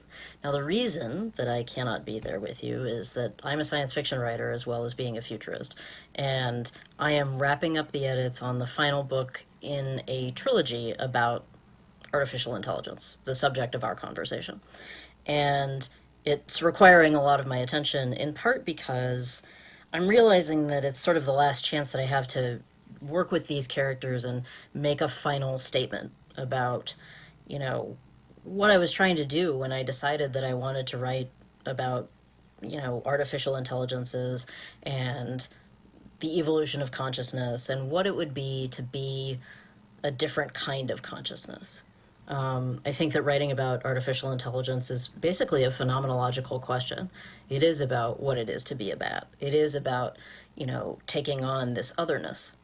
And I think that, you know, one of the challenges when we talk about how we're going to write about AI is that so much has already been written, both at the level of myth, you know, when we talk about stories like The Golem, stories like Pinocchio, things like that, you know, those are also artificial intelligence stories. But also there's this whole gamut of pop culture stories, right? And as I'm sort of finishing this trilogy out, I realize now that I'm sort of thinking about all of those other, you know, sort of renditions of this story, or all of the other versions of this story, and how I can possibly set my characters apart. And one of the ways that I've tried to do that is to make sure that my characters make reference to, in their dialogue, other depictions of robots. So in The Machine Dynasty, which is my trilogy about robots who eat each other and, you know, evil grandmothers and so on and so forth, you know, these robots make reference to the fact that the word robot comes from the old Slavonic word for slave. They are aware of the fact that in popular culture already, they have been depicted as, you know, godless killing machines, or sex bots, or skin jobs, or what have you. And they're aware of it. They've seen depictions of themselves. And I think that, you know, if you believe that eventually you could achieve, that artificial intelligence will achieve sort of an anthropomorphized consciousness, or a human-like consciousness, or even just a mammalian consciousness, a mammal-like consciousness, you know, you're talking about something that might later read what you wrote about it. The same way as when you blog about your kids, there's every possibility that they're going to find out what you wrote. And I think that's one of the most interesting challenges about this, is that, you know, you have to be kind of careful about what it is that you're going to say. What expectations are you creating? What are you telling this thing to be? What are you telling it to become? And can you tell it to become something better than you? You know, can it be better than what you are? Is it a true evolution? Can it go beyond you? And I think that's sort of one of the most, you know, interesting challenges as we frame sort of debates about artificial intelligence, debates about what intelligence is, what consciousness is. You know, why is it that we, you know, think that our version of intelligence is the best? You know, why is it that human intelligence gets sort of this primacy? Why is it considered the best? Isn't that sort of an anthropocentric, narcissistic attitude for us to take? You know, aren't we discounting other models of intelligence? Whale intelligence, dolphin intelligence, the intelligence of bees, raven intelligence. All of those other models exist on this planet. You know, they are aliens among us. And those are natural intelligences. There's nothing artificial about them. And yet they are just as foreign to us as some of the fictional things that we are probably talking about today. So because I can't be there with you, I guess what I would ask you to keep in mind is eventually you might have to explain what you wrote. you might have to explain the story you told. You might have to explain why you represented an entire type of intelligence in a certain way. When we talk about representation in fiction, we are often talking about really loaded categories, like really sensitive topics. Really, we're talking about the subaltern. We're talking about marginalized people. We're talking about bringing representations forward of people who have been characterized as villainous, as evil, as depraved, as perverse, as all of the things that all of the qualities that that sort of get penalized later on, or that that are considered bad. And so I guess when we talk about how we represent artificial intelligence, think about the lessons that it might be learning from you. Is it seeing itself? Is it seeing itself represented? Is it seeing itself, is it seeing the potential for good? Is it seeing the potential for growth? We ask that question about ourselves. How are we representing ourselves? How are we representing different groups of ourselves? How are we representing the multiplicity of humanity? And we should possibly start considering how we represent the multiplicity of intelligence as well. And so I guess that's sort of what I would say. Hopefully I would be more articulate if I were actually there. But edits are pretty killer. So good luck, guys. Thank you, Madeline, and good luck with your edits. Now I'd like to welcome to the stage the panelists for our second panel on AI in sci-fi. So come on up, folks. The moderator, Andrew Hudson, is a science fiction writer himself and a graduate student at ASU, where he studies how speculative futures can better help us imagine how to live through climate change, and where he has also been leading the research for our AI Policy Futures project. So thank you for that. So Andrew, take it away, and let's go till 3:20 instead of 3:15 on this. Yeah, sure.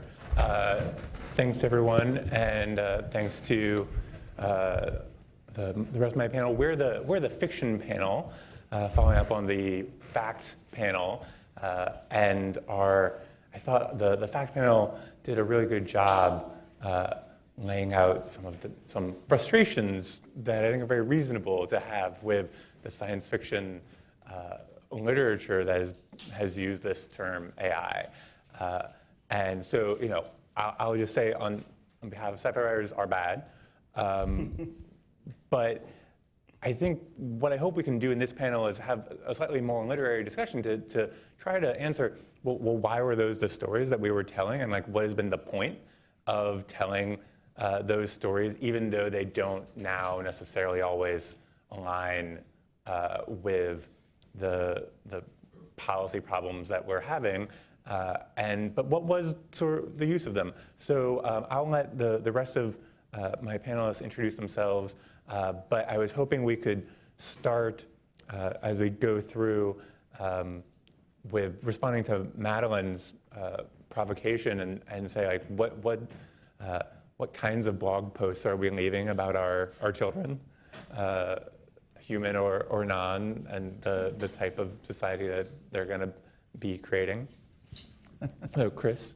Sure. I have an opportunity to introduce myself as a solo speaker next, so I'll be very brief. I'm here for being the author of Sci-Fi Interfaces.com, a nerdy blog. But I actually think that Madeline's injunction about thinking about your progeny as your audience is I kind of don't want to think about that. Partially because it will help both my biological progeny, ideological progeny, understand where they came from better. Because I don't want to put a veneer on that and lie or change what I would say. I'm Lee Constantino. I'm a professor in the English department at the University of Maryland, College Park, so I'm a local. I teach and write scholarship on science fiction, and I'm also a writer of science fiction. I've written a novel, I've written a bunch of short stories. I'm thinking a lot about AI and different projects that I'm working on. And I don't know if we're going to introduce ourselves first and then answer the question, but to Madeline's provocation, the thing that came to mind is that the person who writes the blog post about their child is really, in a way, not writing about their children at all. They're often writing about themselves, writing about their own hopes and aspirations. And one thing I would say about a lot of our science fictional narratives is that they're often, about that feature AI, is that they're often not really about AI in any kind of technical sense. They're not engaging in the project of forecasting. They're not trying to give us a technical blueprint for the future. And so, to our AI progeny who will watch this video, I say, it wasn't about you at all. It was all about us, Well, I'm Kanta Dihal. I've just been introduced by Kevin, so I'll just go straight to the question. I don't have children of my own, but I do have the strong belief that, yes, you might want to keep them in mind when you publicly write about them, because I recall a friend showing me a blog post that a pregnant family member had made, and her musings on how she hoped that this child was going to turn out healthy because otherwise she didn't want it. Which brings me to the idea of, and I guess it must be mentioned, or maybe I'll doom you all by saying this, but Rocco's basilisk is the sort of thought experiment / terrify your children before going to bed story, that if you know that there is a superintelligence is going to exist in the future, then you have to bear in mind that it is going to know everything you do in your life. So you better dedicate your life to making sure that this superintelligence is going to be built and not hinder it, because otherwise that superintelligence will make a copy of your brain and torture it into eternity in cyberspace. Yeah. So now you all have to go out and do that and write nice blogs about the AI.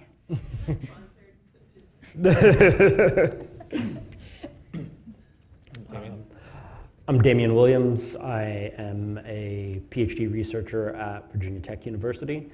My work is in science, technology, and society. I'm researching the ways that bias and values get embedded into technological and non-technological systems, specifically looking at artificial intelligence, machine learning, human biotechnological interventions such as prostheses, implants, other what people might think of as cyborg implements. When I use the word bias there, which is kind of why my question was what it was earlier, I mean both in terms of perspectives, but also in terms of models, but also in terms of the things that undergird what eventually become prejudices. Bias in understanding is another way of thinking about what it is that we model for and try to predict based off of. My original master's degree is in a combination of philosophy and religious studies.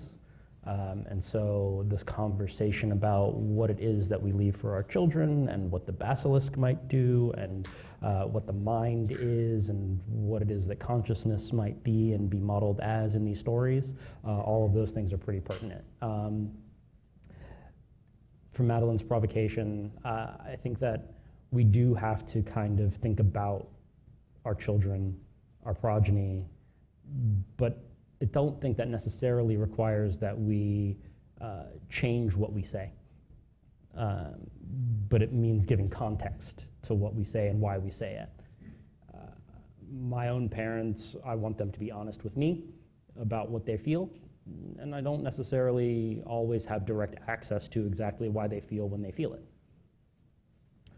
We're talking about a thing in Madeline's provocation that will have the access to look at the context of literally everything all the time, forever. So in that sense, if we're talking about a progeny, which will be able to reach back and see why we thought what we thought when we thought it, I think we should be careful, not just what we say, but be careful to be willing to think about why it is we feel what we feel, and not just toss ideas out there without that context. And I think that's about communication. I think that's about not just hedging our bets so that the basilisk doesn't kill us or torture a copy of our brains forever and ever. I think it's about being willing to be open and communicative with another mind that, while it might be drastically different from ours, is still made from us. And I think that's just parenting in any capacity. Well, hopefully context is kind of what we can give some today around some of the stories that have shaped a lot of the mythos that we've built up. So I want to go back to Kanta's hopes and fears dichotomies, which I think are really fascinating, and maybe ask the panel, are these a reflection of the way sci-fi has played into narratives that we already had in our society about the majorities versus the marginalized, or versus minorities, or versus the outsiders, and how have maybe some of the core AI stories forwarded those narratives or produced counter narratives? Maybe Lee, you want to start us off? Yeah. So I said in my previous answer that science fiction narratives about AI are often allegorical in their scope, and one of the main or great kind of allegorical subjects of science fiction about AI is the question of power and authority and domination, right? Which your talk, I think, outlined so beautifully. And so I think what we sort of find in our science fiction narratives about AI are like every possible combination of forms of domination. So you get AIs that kill all humans, you get humans who in one way or the other are dominating or torturing AIs. You can think of a narrative, I mean, like Westworld or Ex Machina, where the AIs could arguably be said to have good reason for rebelling against their human masters. You get works of science fiction like Dune or Battlestar Galactica, where there is a prior AI revolution or AI uprising that leads to the elimination or extermination of AI. And I think, you get all of these variants, and they're, often not very nuanced. They pick a side, they pick a trajectory.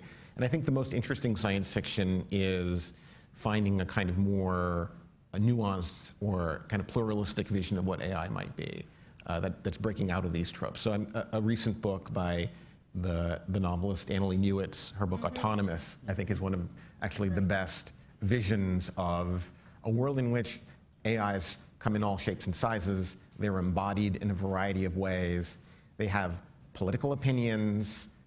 They're kind of wrong, misguided, foolish, courageous, and they're not quite human at the same time. And so I think promising science fiction is sort of science fiction that is moving in that more complex direction for me, for my taste.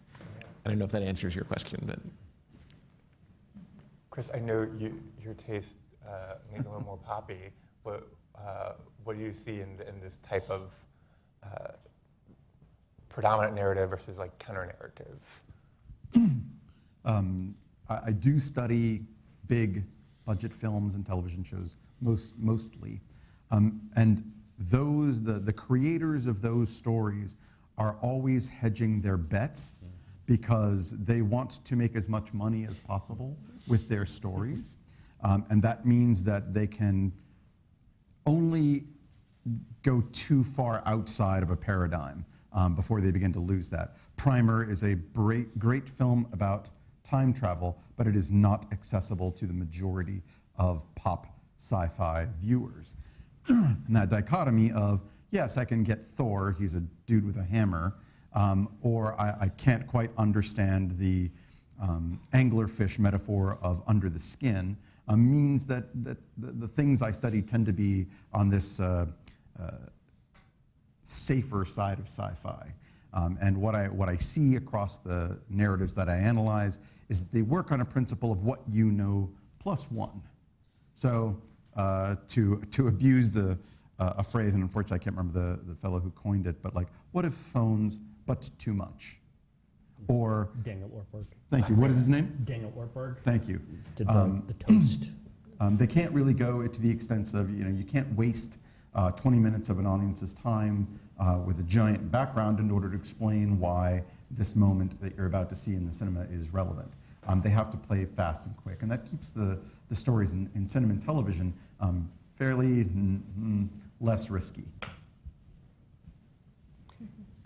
Kanta, so is this I think, like a fair way to spin out from your dichotomies? Yes, definitely. And I would add that when you're looking at the relationship between these kinds of narratives and the older narrative traditions that they fit in, again, it's almost as if AI is the sort of hyperbolic version of technology making everything possible. But it's very similar to narratives of flying. I mean, flying was a dream, a technological dream for thousands of years until it actually happened. And it took a form very much unlike what had been imagined in all those narratives. There was no wing flapping, and there were no steam engines up in the air, but we could fly. And we can fly now, and nowadays it's this just really everyday business. So in the same sense, these stories about AI are in all kinds of ways anticipating relating ourselves to intelligent machines.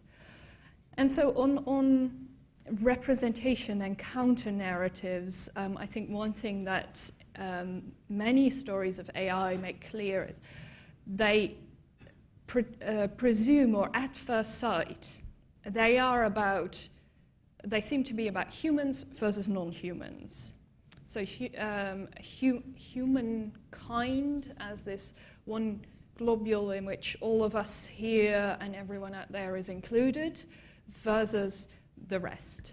And the same with narratives of aliens. But what these narratives actually reveal is that humanity is something that is granted as a matter of degree. Some people are considered more human than others. And when you get an intelligent machine, that one slots into that hierarchy and shakes up that hierarchy. And intelligence is actually a way in which that hierarchy has been maintained with the things like here in the US context, the SAT being developed by a eugenicist in order to keep people of color out of the universities.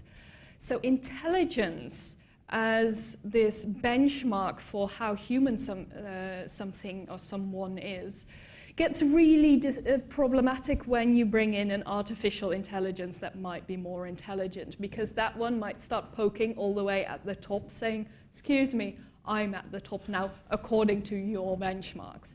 And that's where people like Elon Musk start worrying. Yeah, I really like the flying question, and one question that I've heard that I find really provocative is, does a submarine swim? And the question of whether a machine thinks may actually be as arbitrary as, are we saying that why does a plane fly, but we don't really like saying that a submarine swims? It's just sort of a gimmick of language.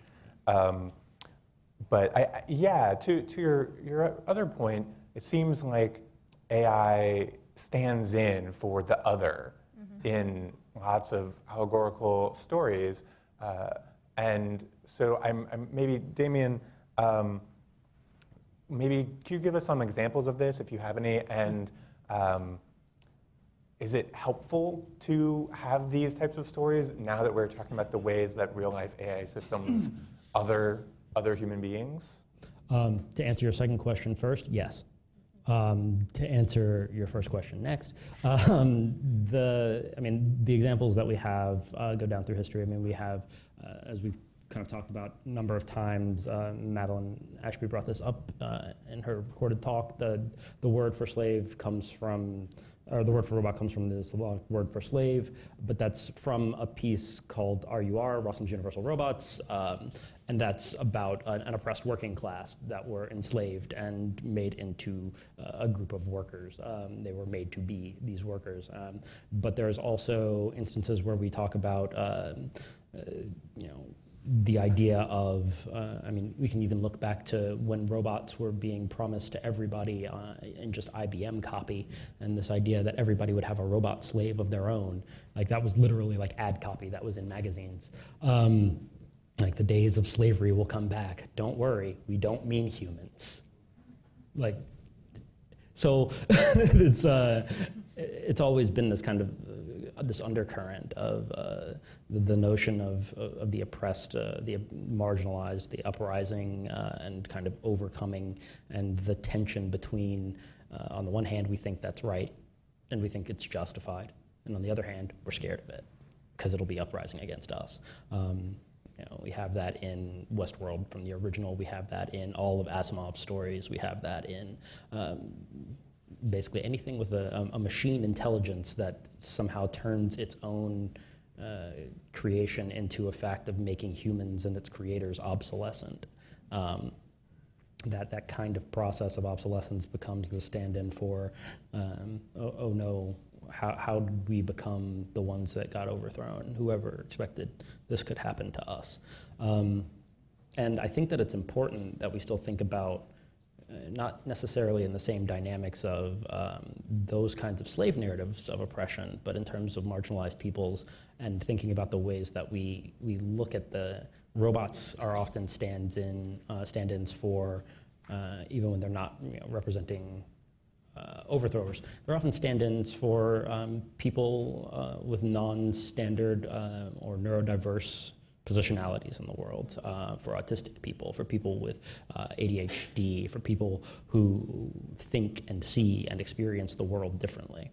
And there's often, in even just our linguistic conceits, there's a line drawn between neurodiverse populations and roboticness or machine-like qualities.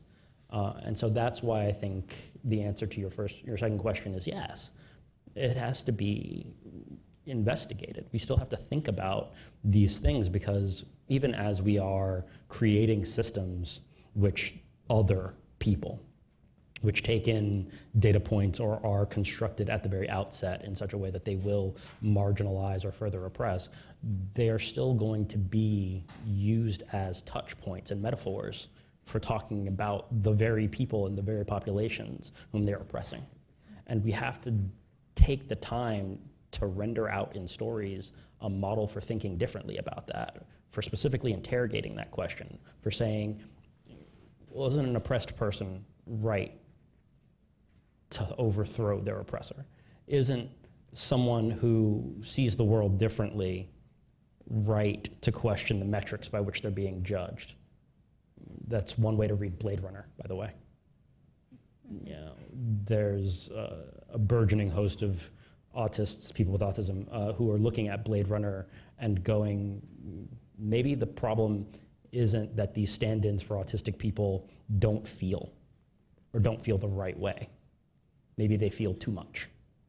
Maybe the way that they feel is present but different enough that the humans in their capacity don't understand what it is that they're feeling and are reinterpreting that narrative in that way. And so thinking about how we take those narratives of oppression and specifically ask, well, what if the people who are being modeled or mirrored here are the ones who get to tell the story? What story would they tell about this instead? That question becomes deeply, deeply important, specifically because if it's not interrogated, it will be used to further marginalize them, to further disenfranchise them from the tools that are being used to operate and control their lives.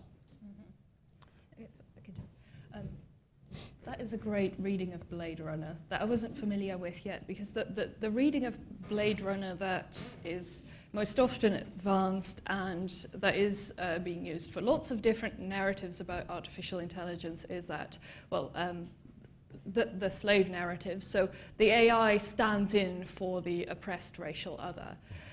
The same with, again, aliens. I'm thinking, for instance, of the film District 9, which shows racial segregation, except it's humans versus the aliens. And in both these cases, Blade Runner and District 9, you can see that by means of having the AI and the alien as the racial other, you presume that all the humans are white. You need no racial diversity among your humans because you have a racial other. And you can see that in Blade Runner, these are fugitive slaves. All the androids are white, nearly all the humans. And as far as I remember, that's not any better in the new Blade Runner. And in District 9, for the fact that it's set in South Africa again, very few non-white human protagonists. The number of black South Africans who appear in District 9 is, I want to say, something around the order of 12 total, and they are basically a faceless gang. Yeah, and are they supposed to be racial stereotypes of Nigerians? That was very controversial. Yeah. And so, yeah, that's taking the time to, again, just specifically dig down on those facts and say, we have told this othering story for so long, and it has made its way into the process of what it is that we build these things to do, if not to be. What if we did this otherwise? Oughtn't we do this otherwise? And taking the time to do so. I think there's lots of ways in which that pattern also shows up in other genres, right? I mean, there's so many ways in which AI stories, to my mind, replicate horror tropes, right? Like the androids are zombies, the sort of disembodied, like Siri voices are ghosts, right? Yeah. So we're in a like well-trod kind of literary tradition here, one way or another. Anyone else on this question? Okay. So one thing that I think is unique about this AI discourse that we're having is that it goes back a long way, like in some ways much further than we've been talking about what ifs of AI way before we started having organizations that put AI in their sort of hype notes, right? And now we're here, but there's been a whole evolution of this conversation along the way. And so Chris, maybe, I know you have some data on how we've talked about AI has evolved over the last century. Yeah, so in the analysis that I'm going to share with in sort of the solo talk, one of the things I took a look at was the valence and the prevalence of which narratives have been told when, from the beginning of cinema to now. And there are 4 main eras, if you will, and this data isn't in the solo talks, I'm happy to explicate it. We're going to bypass La Voyage dans la Lune, partially because it was a piece of vaudeville that was put to film, and regard Metropolis as the first serious piece of science fiction. And Fritz Lang's masterpiece was the sort of beginning of this very dark dystopian era, where especially European filmmakers were using technology to illustrate the evils of the Industrial Revolution. And so the very beginning of AI in sci-fi was just, it's terrible, it's dark, or it's going to require us to feed our children to the machines. Then starting with Robbie the Robot in Forbidden Planet, there was an era of positivity and almost sort of like American advertising for how awesome AI will be. It'll be like, look, they won't even be able to disobey you without short-circuiting. Won't that be marvelous? And that period lasted probably up until the 80s. And themes such as RoboCop began to ask questions about, well, maybe it's not as pretty as it, because by then, of course, America had become sort of the cinematic juggernaut of the world, began to admit that maybe it's not going to be all Robbies in the world. And so it was a period of investigating the complications, and in fact, that was the emergence of evil AI, rather than sort of a systemic machine like we saw in Metropolis. So we see things like the horrible Proteus 4 in Demon Seed that just comes right out the gate as evil. It's also a period of unquestioning Genesis narratives like champagne on a keyboard brings a computer to life, or a lightning bolt strikes a plane and suddenly it wants to rebel. It was really with and that continued up until the aughts, 2000 aughts. And that final period is where people are beginning to deal with the realities and the nuances of AI, and even get into that sort of otherness. What does it mean to be other? And that's sort of where we are. What's most interesting about these trends is they don't quite follow the science, the peaks and valleys of AI hype and the AI winters. There's not a tight correlation, which I would have expected. So those are the sort of 4 big eras. There are lots of other analysis, but ought not to go into them. Yeah, I'm curious if anyone else has thoughts on what are like some of the highlights of those moments, and maybe some works that you didn't mention that define some of those types of waves. I mean, so one interesting way to track these trends might be to look at the way like a franchise like Star Trek treats AI, right? And so like the latest season of Star Trek Discovery has an evil AI from, I think it's from the future, as its main enemy. Spoiler alert. Yeah, I'm sorry, yeah, well, yeah, I'm gonna ruin it all, yeah. It's been over 3 weeks.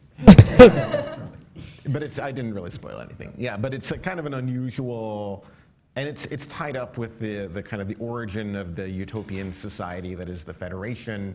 And this is a show that's ostensibly set in the past of the franchise, but it's a much more morally ambivalent, darker vision of AI, of the kind of the use of these systems, compared, say, to like if you remember the holographic doctor from Star Trek Voyager, who's there to help, and many plot lines are dedicated to exploring his emerging humanity or data from Star Trek: The Next Generation. And so it does seem that like a franchise like Star Trek would be an interesting way to think about like public sentiments about AI and how they're changing. And related to that, you can see the same happening in Star Wars, where initially you have the sort of unquestioned, the AIs are comic relief, moving towards, well, the most recent Star Wars films, where it's much more ambivalent. So in Solo, there is an AI who stands up for robot rights and who goes to robot fighting pits and tells the robots who fight in these pits that they don't have to have such a life, that they have free will. And she claims that she has a romantic relationship with her human co-pilot. That's quite a different way of looking at than sort of R2-D2 beeping around a bit. Yeah. And I mean, R2-D2 in one of the classic scenes in Star Wars being told, like, we don't serve your kind here, right? Like, the droid's got to leave. Yeah, that's a pretty big jump. We're going until 3:20, is that right? Yeah. So I guess did you have any other highlights you wanted to add, Damien? I was thinking about actually kind of a tandem across these, RoboCop, and thinking about RoboCop 1986 versus RoboCop 2014, and the different portrayals of what that kind of police state drone warfare, robotics, and AI narratives, what those looked like. Like, you can see a lot of similarity between the two, obviously, because it's just a straight remake. But there's also nuance in what the characters and interior to the narrative consider to be the problem of what has happened here. Versus, you know, in RoboCop 1986, it was the, oh no, Murphy's not Murphy anymore. Or is he? Like, while that plays in somewhat in the remake, that changes to be more about not just is he still himself, but he's been turned into, and he, like they very clearly showed, that his automated systems can be turned on and he can be made into literally a piloted drone in human, you know, bipedal form. And so that shift about automated warfighting and the militarization of police and the automation of the militarization of police becomes much more the current fear in 2014 versus this notion of how do we stop crime in Detroit, and oh no, is that person still really a person in 1986? There's also a shifting role of the state versus corporatism across the two films. Yes. I hesitate to mention RoboCop 2. As but long as we don't go to RoboCop 3, I think we're fine. Yeah. Is this where I can bring in that I've always maintained that Inspector Gadget is a parody of RoboCop? Yes. I think that's right. Yeah. Fantastic. Yeah, the shifting role of the state kind of like puts me in mind of, I recently read a pretty old sci-fi story, I think it was by Asimov, called Franchise, which is, I think, from, is from the 50s, but it was, of course, set in 2008. And in it, the supercomputer multivac figures out who is like the exact one person you need to poll to figure out how to pick the president and how to decide all the elections.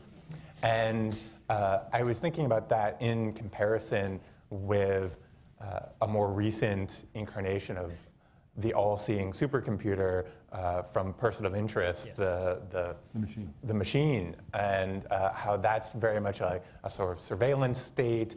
And what the machine does is, and its evil counterparts, is not based on like who gets to vote and figure out, which I think was a much contested question in the 50s. Yeah. The machine is like who gets eliminated by the anti-terror kill squads, right? And so that shift, I think, probably we can track to our own political discourse. Yeah.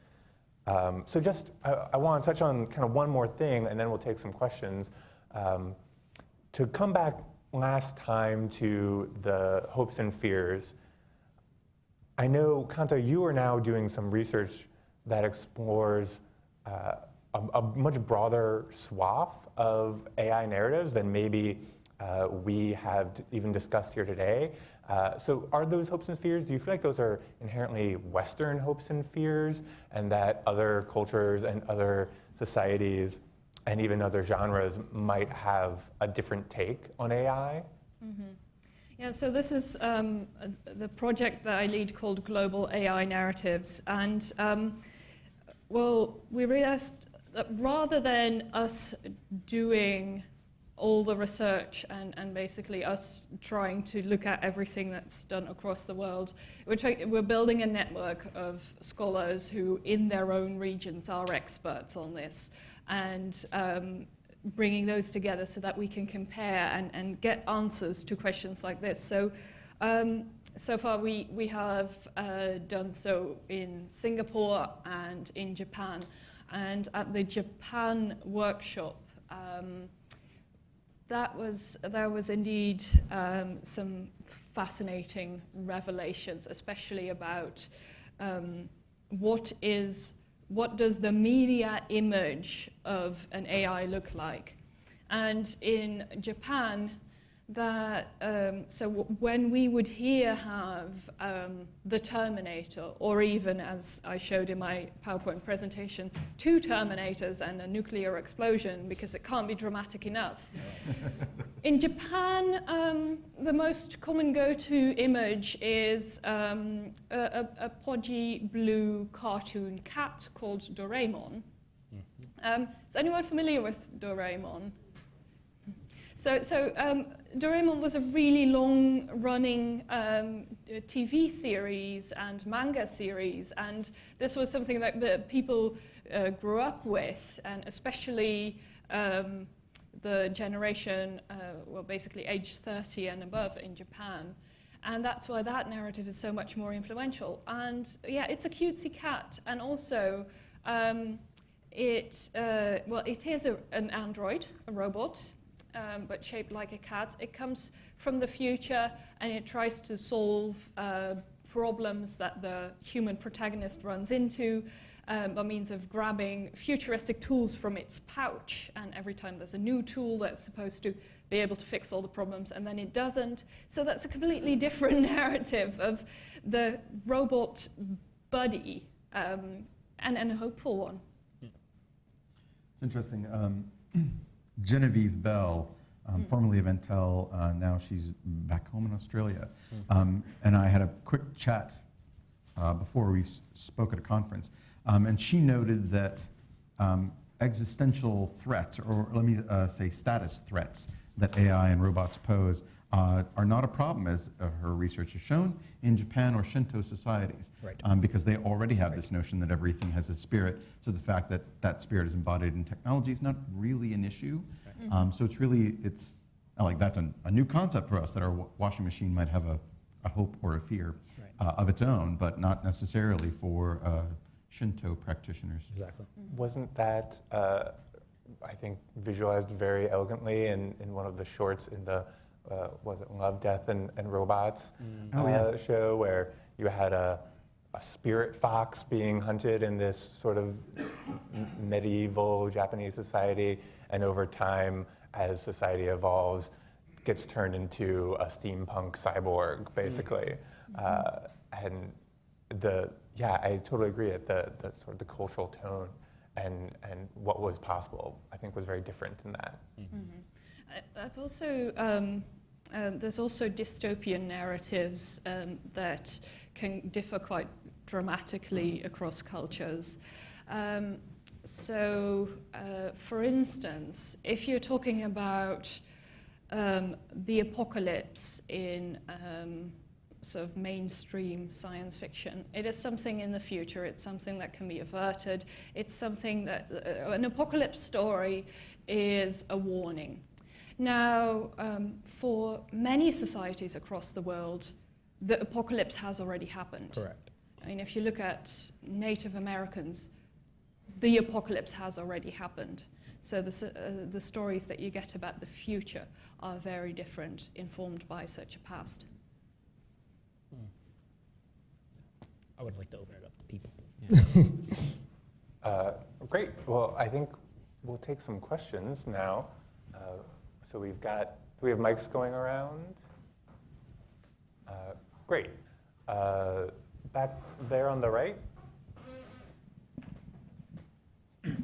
We already have a powered persuasion architecture. It seems that there's algorithms that know us better than we know ourselves, and have gone as far as not only to get us to spend money, but sway elections, maybe instigate ethnic cleansing. What were the science fiction warnings that we missed for this? I don't remember. These are modern myths, and the myths told us to know thyself, but doesn't seem we've been getting that recently, or did I miss that? There's a positive version of that. I can think of an example, which is that the long arc of the iRobot series told of a bigger and bigger AI that was influencing society, but at the end of the short stories, it had faded so far into the background, and humans had just become prosperous, and they didn't even make the connection. That's not quite the warning that you're looking for, but I know that was Asimov's ultimate arc for iRobot. Other examples of broadly dystopian AIs? Where was the warning? Perhaps not so much the stories of intelligent machines, although, okay, so there is Colossus by D.F. Jones as a novel, and it was turned into a film in the mid-50s? I don't know. Which was basically about the US builds a computer that can control... Oh, Colossus, the Forbin project. Yes. Yes. Yeah, 72. Oh, 70s. 70s. Oh, it's later than I thought. But so the US has a defense supercomputer, and then it turns out that the Soviets also have a defense supercomputer, and they decide that they know what's best for humanity based on the cultural and political system in which they have been produced. And then it starts saying, okay, surrender all your power to us, humans. Humans say no. Colossus says, well, you have given me access to all your nukes. Colossus throws nukes. Humans have to obey. Just to kind of jump in, more recent example is actually Person of Interest. The latter arc of Person of Interest, and again, spoilers, but the show's been over for 4 years now, and it's all on Netflix, so you have no excuse. The culminating arc is about two competing AI supercomputers who are warring against each other to nudge people in a certain direction. The name of the supercomputer in the U.S. military arc of it in the thing is called Northern Lights. And that was made about 2 years before Edward Snowden's PRISM leaks. They got to a point where they actually had to say, okay, we need to completely reframe the story that we are telling, because the things that we have been talking about, as soon as we write them, they happen. So we need to think differently about what it is we're considering science fiction about AI to be. And that was entirely about, a very large system of algorithmic nudging and influence, moving people through what they thought was just the water of their lives. I think what's delightful, just one last bit about the question, is that the bigger technologies, I think the less we thought about them. Yeah. Lots of older films that are having to be remade are having to account for the fact of cell phones, which of course, instant access to any person on the planet was not a narrative possibility when stories were told in the 50s. So when they remake The Blob, they have to think about it. Or Battlestar Galactica has to think, well, why would we disable the networks? I know the Silence have access to it. So I think Facebook is actually one of those technologies that is so pervasive, and the surveillance that's involved and the persuasion that it has took everyone by surprise. It's a great question. It could also be that we told those stories, but we told them about television instead of Facebook, right? And I think we learned good lessons about TV being this problematic medium that maybe we forgot when we switched mediums. Okay. I'm also wondering if Santa Claus was. Yeah, yeah. No, seriously. Yeah. Sure. I've heard of AI described as a dual-use technology, but I've also heard you say during your presentation that people tend to go to extremes when they're describing it. And also you mentioned that 70% of British citizens have a very dystopian view of the technology. So I guess the question I would ask is, assuming that a narrative about AI is rooted in a time and place, what are we missing today? What are our blind spots? I'm about to present that. I mean, there are other answers to that, but I literally did a longitudinal study. Longitudinal is that the word for a study of science fiction tropes to find out the stories we're not telling. So if you can wait. That's actually a great transition. Okay. Let's call it. There might be one more question because that clock says we have 1 more minute. Can we, Kevin? Yeah. I mean, I'm eager to talk, but. I'm Mike Nelson with Georgetown University and teach in the Communications Culture and Technology program. This has been fascinating. You've talked a lot about the robot overlord scenario where we give them all the power and they use it. You've talked a lot about the robot underclass that rises up.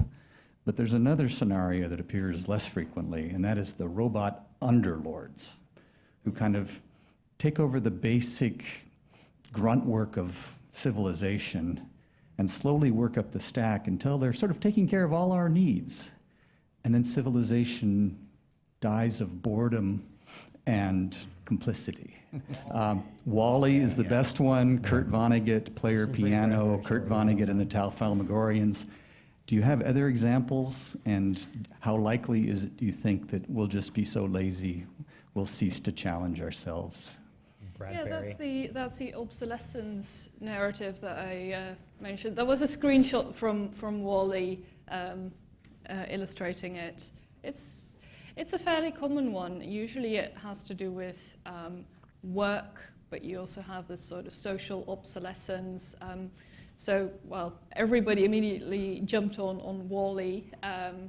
You said Bradbury? Yeah, there's a Ray Bradbury story. I cannot remember the name of it off the top of my head, but it's entirely about a future, probably Martian civilization, in which the people are gone because the automated systems of their house and the automated systems of their world took care of everything to the point where they had no reason to do anything.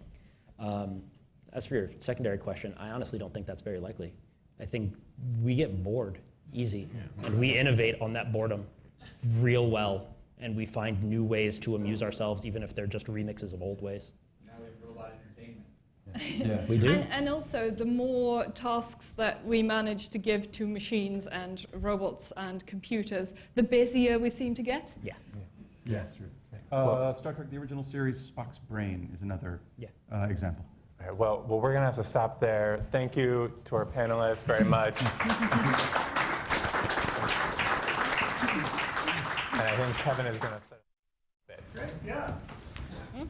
Thanks, everybody. Next up, I'd like to reintroduce Chris Noessel, who, in addition to his day job as a lead designer with IBM's Watson team, somehow finds the time to write books like Designing Agentive Technology, AI that Works for People, and a personal favorite of mine, Make It So, Interaction Design Lessons from Science Fiction, which led to him establishing the Sci-Fi Interfaces.com blog, where he's been doing some amazing work surveying the stories we are and aren't telling each other about AI, which he's going to talk about right now in our third and final solo talk. Yay! Hooray for me. My new end time is? 5 minutes. Okay. So 15, 25, okay. Yeah, 15 minutes. So 40, okay. Is that right? 35, 37. All right, right around there. There's a graphic. AV team, am I up? There we are. So, hi. Thank you for that introduction. That saves me a little bit of time in what I'm about to do. I am an author. I'm a designer of non-Watson AI at IBM in my day job. And I am here to talk to you about a study that I've done for Sci-Fi Interfaces.com. So let me begin with a hypothetical. And let's say we were to go out and take a poll of the Vox Populi, the voice in the street, and ask them, what role would you say that AI should play in medical diagnosis? Then we should think about what their answers would be if we showed them this, Baymax from the Big Hero 6 movie. Then to think about how their answers would change if we then showed them this, which is the holographic doctor that we just mentioned from the Voyager series of Star Trek. And then how, of course, would their answers change if we reminded them of Ash from Alien, who was ostensibly a doctor on that ship, right? These examples serve to illustrate that how people think about AI depends largely on how they know AI, and to the point, how most people know AI is through science fiction, which sort of raises the question, yeah? What stories are we telling ourselves about AI in science fiction?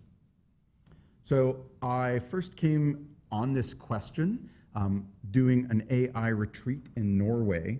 That was an unconference that was sort of sprung on us, and they said, "Okay, what do you want to do here?" And I had just completed an analysis of the Forbidden Planet movie in the context of the Fermi paradox.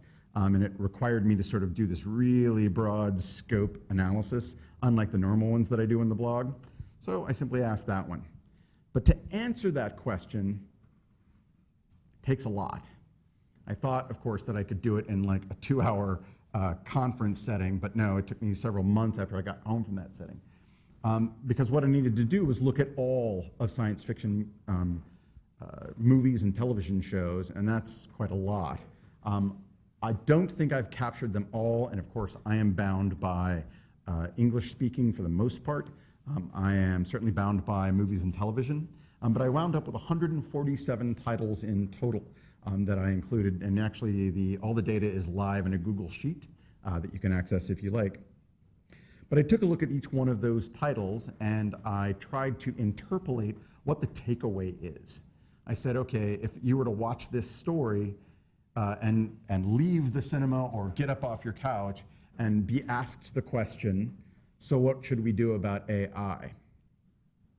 That led to a series of takeaways, and those takeaways run quite the gamut. Everything from evil will use AI for evil to AI will seek to subjugate us, which is the perennial Terminator example, but of course even the Sentinels in the Matrix. In the diagram that I'm slowly building behind you, the bigger text actually represented the things that were seen more commonly throughout the survey of movies. It also included things like AI will be useful servants. I mentioned that sort of happy era of a sci-fi AI. Robbie is part of that, and much more recently Baymax. And it includes things like AI is just straight up evil. Like you turn on the machine and it's trying to kill you.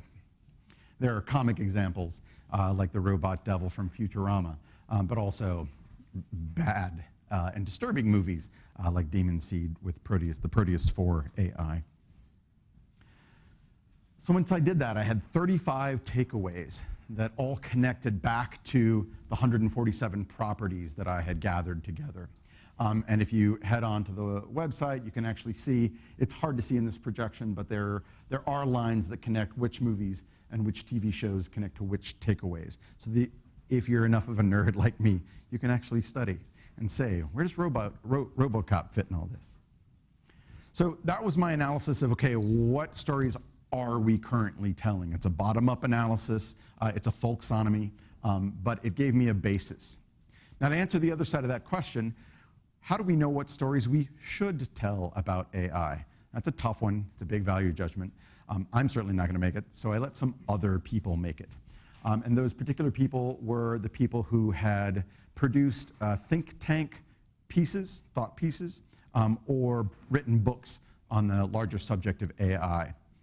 I thought I would have a lot more than I did. I wound up with only 14 manifestos, but they include everything from the AAAI Presidential Panel on Long-Term AI Futures, to the Future of Life Institute, the Miri Mission Statement, OpenAI, and Nick Bostrom's book. But from these 14 manifestos, I read them one at a time, and instead of takeaways, which is like what we got from the shows, on this side I was able to say, okay, well, what do they just directly recommend we do about AI? That also gave me another list. That list includes things like artificial general intelligence's goals must be aligned with ours, or AI must be valid. It must not do what we don't want. It's a nuanced thought. But similar to these takeaways, in this diagram you'll see that the texts that are larger were more represented in the manifestos. It included things like we should ensure equitable benefits, especially against ultra-capitalist AI. And this is a really tiny one.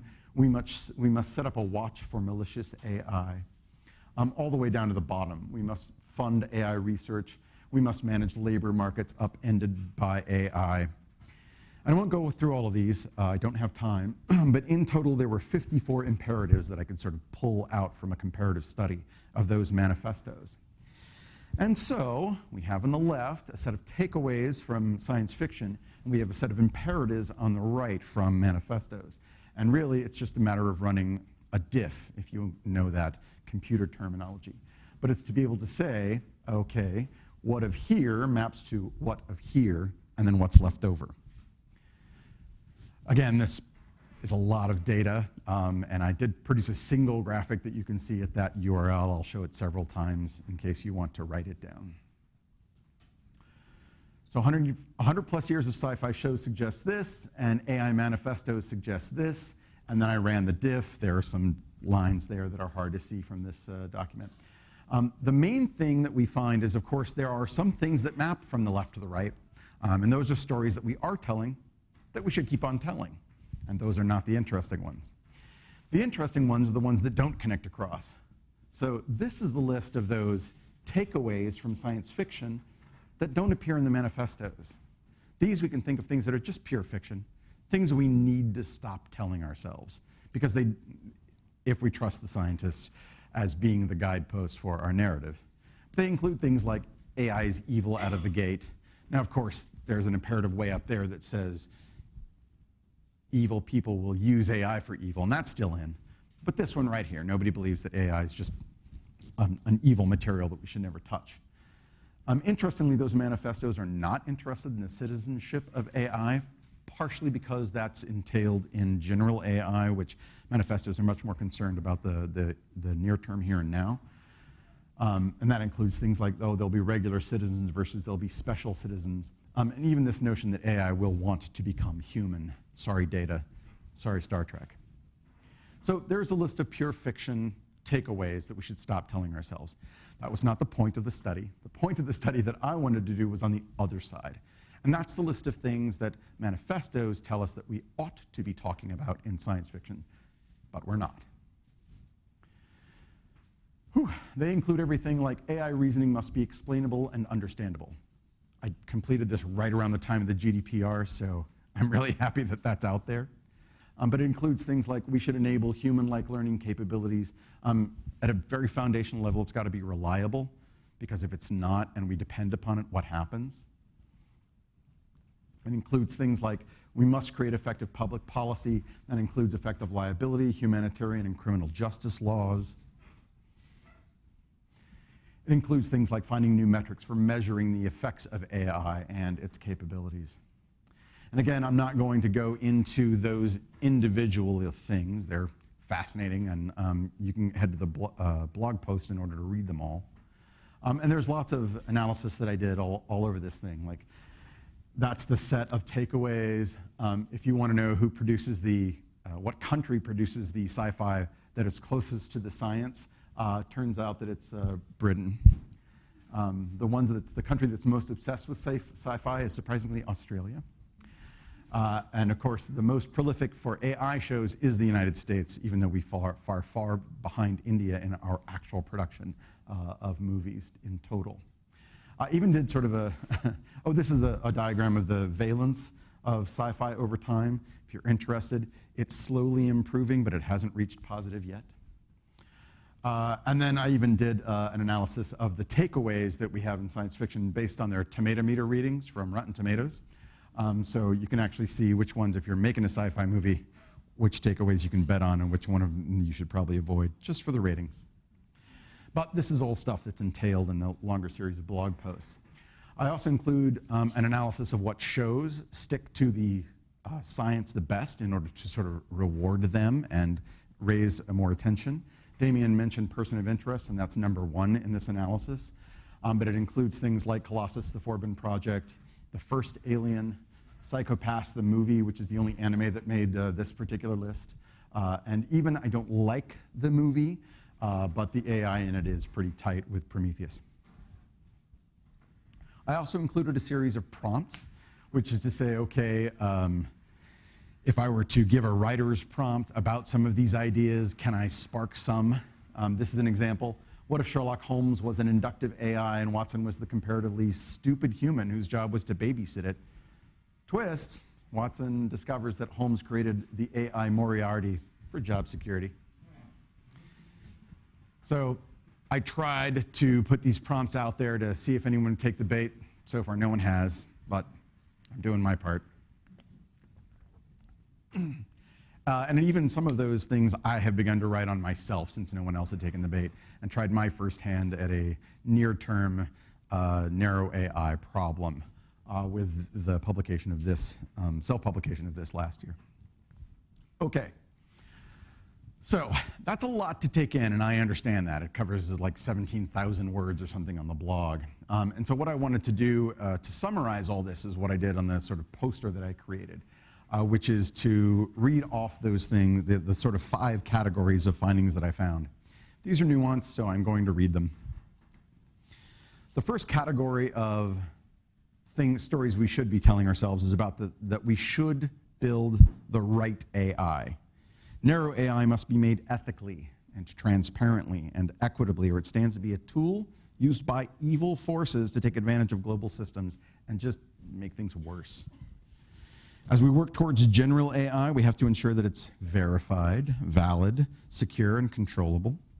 And we must also be certain that its incentives are aligned with human welfare before we allow it to evolve into superintelligence and therefore out of our control.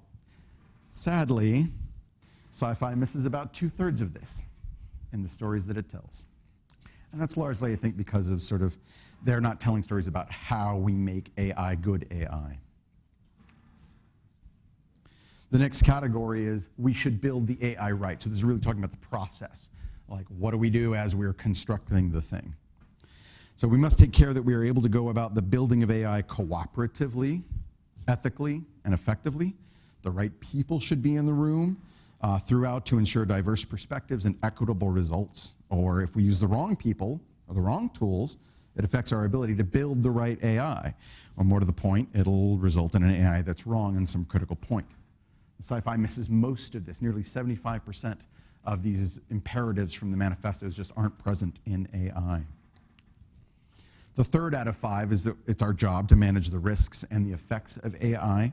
There weren't a ton of takeaways related to this, so it means that it's a very crude sort of metric. But we pursue AI because it carries so much promise to solve so many problems at a scale that humans have never been able to manage ourselves. But AIs carry with them risks that scale as the thing becomes more powerful. So we need ways to clearly understand, test, and articulate those risks so that we can be proactive about avoiding them. The fourth out of 5 is that we have to monitor AI. AI that is deterministic isn't really worth the name of AI, but building non-deterministic AI means that it's also somewhat unpredictable. We don't know what it's going to do to us, and can allow for bad faith providers to encode their own interests in the effects. So to watch out for that and to know if it's effective, well-intended AI is, or if well-intended AI is going off the rails, we have to establish metrics for its capabilities, its performance, and its rationale, and then build the monitors that monitor those things. We only get about half this right. And the last sort of super category in the report card of science fiction is that we should encourage accurate cultural narratives, and it's very low contrast, but we just don't talk about this. We don't talk about telling stories about AI in sci-fi very much, if at all, certainly not in the survey at all, right? But if we mismanage that narrative, we stand to negatively impact public perception and certainly legislators to the point of this thing, and even like encourage Luddite mobs, which nobody needs. Okay. So that's the total report card, the short form takeaway from sci-fi as compared to sci-fi AI manifestos. And the total grade, if you will, is only about 36.7%. Sci-fi is not doing great. But that's okay, right? We should have tools such as this analysis in order to poke at the makers of sci-fi and even to encourage other creators to create new and better and more well-aligned AI. And that's part of why I've done and part of why I'm trying to popularize the project. If you want to learn more about it, I'm repeating that URL here for you. If you're really curious about this kind of work, I wrapped up the Untold AI last year on the blog. This year is dedicated all about, I'm dedicating the entire year of 2019 to analyzing AI in sci-fi. But right now, I'm in the middle of a process of analyzing gender and its correlations across things like embodiment, subservience, and germaneness. And you can see that at Gendered AI on the Sci-Fi Interfaces blog. And that's it. I am done with 1 minute, so I have an extra minute if there's any time for questions. Thank you.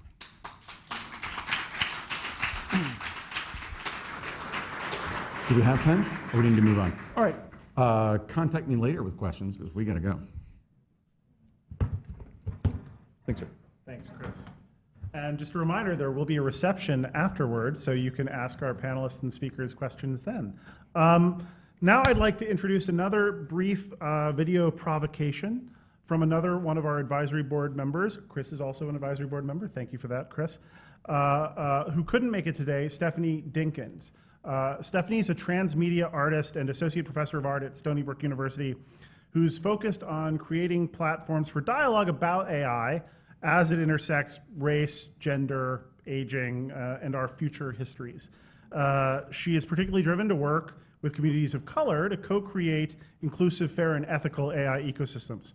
One of her major projects over the past few years has been a fascinating ongoing series of recorded dialogues between her and a sophisticated social robot named Bina 48 to interrogate issues of self and identity and community. And it's Bina 48 who is the robot, I guess, which is the robot, that is pictured at the beginning of this video message that Stephanie created for us today. So if we could run the clip. I wonder what happens when an insular subset of society encodes governing systems intended for use by the majority of the planet. What happens when those writing the rules, in this case, we will call it code, might not know, care about, or deliberately consider the needs, desires, or traditions of peoples their work impacts? What happens if the code-making decisions is disproportionately informed by biased data, systemic injustice, and misdeeds committed to preserving wealth for the good of the people? I am reminded that the authors of the Declaration of Independence, a small group of white men acting on behalf of the nation, did not extend rights and privileges to folks like me, mainly black people and women. Laws and code operate similarly to protect the rights of those that create them. I worry that AI development, which is reliant on the privileges of whiteness, men and money, cannot produce an AI-mediated world of trust and compassion that serves the global majority in an equitable, inclusive, and accountable manner. AI is already quietly reshaping systems of trust, industry, government, justice, medicine, and indeed personhood. Ultimately, we must consider whether AI will magnify and perpetuate existing injustice, or will we enter a new era of computationally augmented humans working amicably beside self-driven AI partners? The answer, of course, depends on our willingness to dislodge the stubborn civil rights transgressions and prejudices that divide us. After all, AI and its related technologies carry the foibles of their makers. Artificial intelligence presents us with the challenge of reckoning with our skewed histories instead of embedding them in algorithms, while working to counterbalance our biases, and finding a way to genuinely recognize ourselves in each other so that the systems and policy we create function for everyone. I see this moment as an opportunity to expand, rather than further homogenize, what it means to be human through and alongside AI technologies. This implies changes in many systems: education, government, labor, and protest, to name a few. All are opportunities if we, the people, demand them and our leaders are brave enough to take them on. Stephanie, thank you so much for putting that together for us. We are now going to transition to our third and final panel of the day. We've had AI in fact, we've had AI in fiction, and now we're going to talk about bridging the two. So this one will be led by Ed, who you've already met, and so take it away, Ed. Thank you, Kevin. Come on up, friends. So, yeah, AI, we had facts, we had fiction, so this is going to be faction, or maybe we're all fict. But either way, I wanted to start, this is going to be a conversation about science fiction, not just as a cultural phenomenon or a body of work of different kinds, but also as a kind of method or a tool.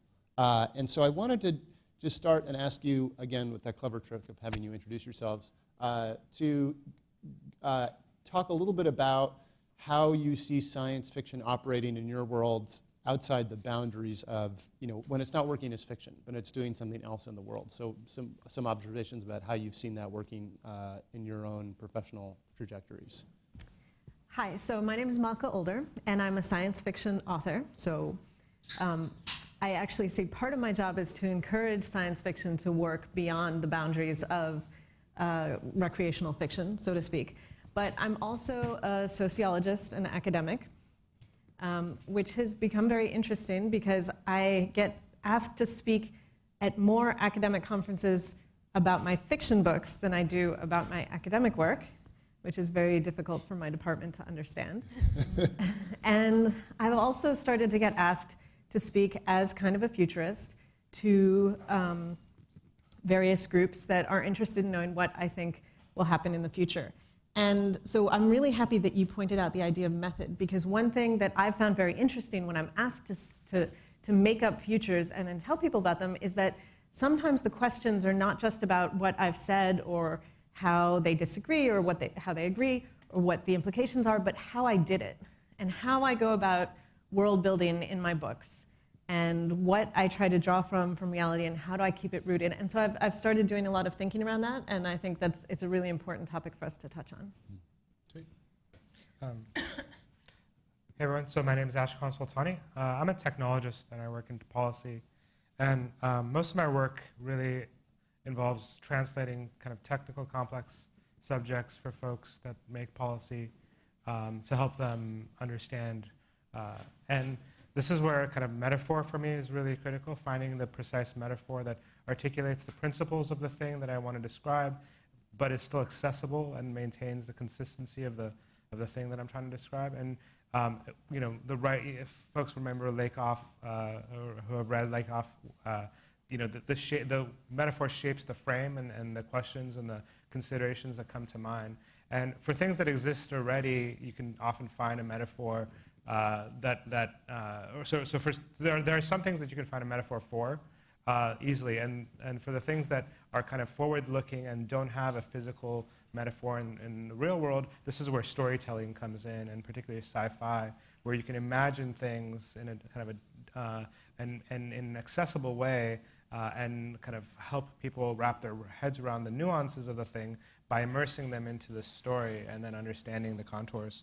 And I think, particularly, I'm a fan of the kind of what you know plus one frame. And in fact, it was kind of, some people said that repetition isn't helpful. So as long as you can get away from the cliche and really still engage the person, it helps people think about like one step beyond and one step beyond what they currently know. And why that's helpful is actually often there's kind of an inflection point where it's a non-linear trajectory around things we care about. And I think, again, kind of sci-fi around AI is really useful for understanding some of the things I really care about, which is like privacy and security around, for example, things to do with scale, right? So we talked about kind of in enforcing policy through an automated system. Well, one of the things that it does, which Kevin and I have written about quite a bit in the past, is around efficiency and making things that were previously expensive to do or difficult to enforce perfectly, to make them so cheap and so accessible that you can have things like perfect enforcement.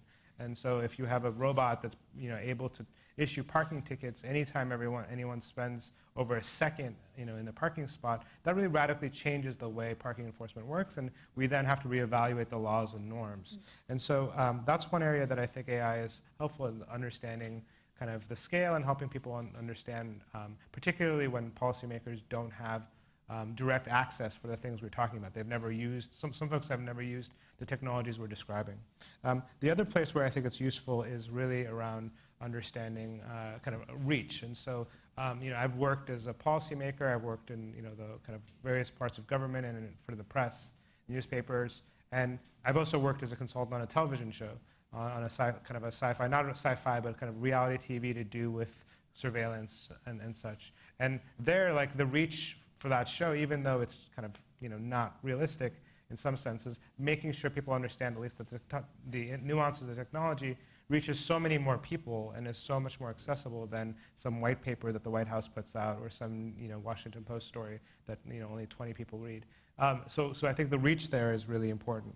And then finally, I think the last thing to think about is how kind of the use of technology and AI particularly changes how we think about people from a policymaking perspective, right? So we talked about how like it changes norms and it can be used as a kind of enforcement mechanism, but also think about how it changes just how we work, how the nature of our interactions with one another change.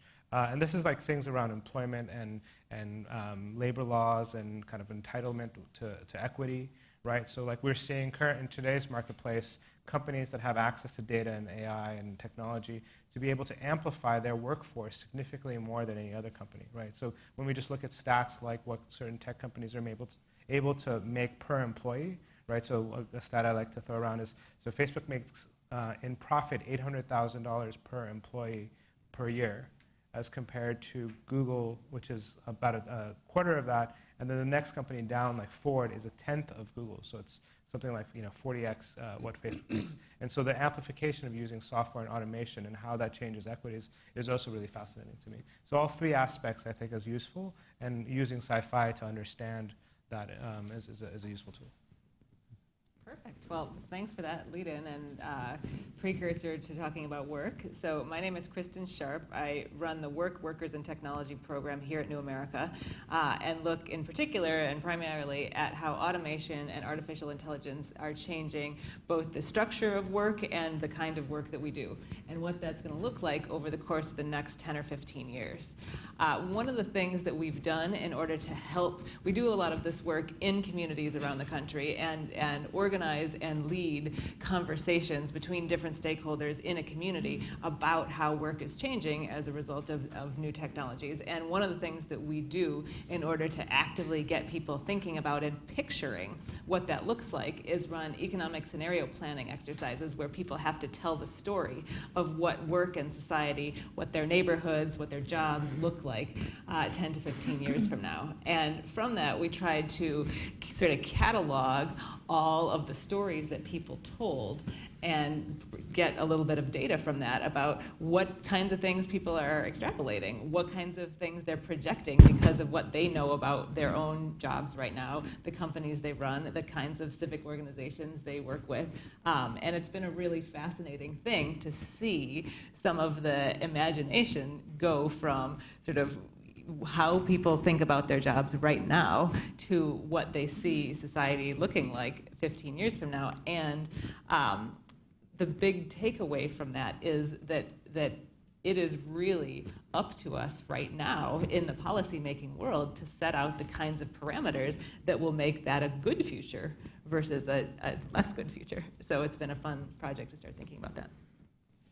I'm Molly Steenson. I wear a number of hats at Carnegie Mellon. I'm a professor. I have a K&L Gates Associate Professorship in Ethics and Computational Technologies. I'm the research dean for the College of Fine Arts, and I sit in the School of Design with an affiliate appointment in architecture. So why me and why sci-fi? Among other things, I am a historian of AI in architecture and design. And I teach courses that explore what sci-fi does and then bring in people from Carnegie Mellon and beyond to talk about what sci-fi does what AI does in reality. So we take apart some of the cliches that we see. We look at how these cliches have developed over time. In fact, the various kind of taxonomies of sci-fi stories and sci-fi cliches that we've been discussing today are really helpful. And we take into account the kind of work that is being talked about right here on this panel. Policy, reports, scenarios, literature, movies, and plays. Thank you all.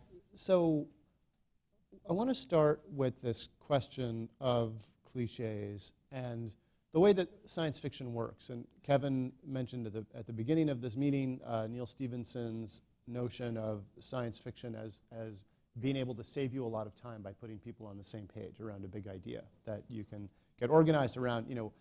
Asimov's robot work has been cited in thousands of engineering papers, right? The 3 laws of robotics, whether they're actually the right 3 laws or not, have been very powerful in framing a lot of discussion and actual research and innovation. So so stories and science fiction ideas tend to become these little like compressed file formats, and you can unfold them and get a whole world out of this idea. But sometimes you get the cliche and you get the bad meme. So what is the interface like? Are there other layers between the science fiction writer and the policymakers? What are the other filters that we have to pay attention to when we're thinking about how science fiction works in the world? I'm looking at you, Malka. Yeah, good, because I'm ready for that one. Although you put so much in there, you compressed a lot, and so we're going to unfold that into a whole world too. Yeah, do it. So I think that that image to start with is a really interesting place to start, because you do have science fiction that starts with some idea, and ideally as a writer, what we want to do is take that idea and build it into a believable world by really unfolding it into the detail, by thinking about how people behave, by thinking about unintended consequences, and thinking about the extra things that don't have anything to do with the plot but give you a full world. And that's part of how we do our job well. And it's very much in the sense of scenario planning and some of the other types of futurism that goes on in terms of really trying to think beyond this one idea and look at all the consequences of it. But at the same time, when that gets, often we see that gets translated into a single sort of, a catchphrase or a word that is simplified, either for people who haven't read the book, seen the movie, or for people who have, but just remember that one key idea. And sometimes that works well, but a lot of times it doesn't. And we have these sort of classic examples now of things like Fight Club, which have become to mean the opposite of what their nuanced and full version was intended to mean. So that's one part of it, is that we have to be, things are going to be simplified down. They are going to turn into a shortcut, both in memory and in broader culture. And we have to be aware of that and make sure that we're pushing things into full worlds as much as we can.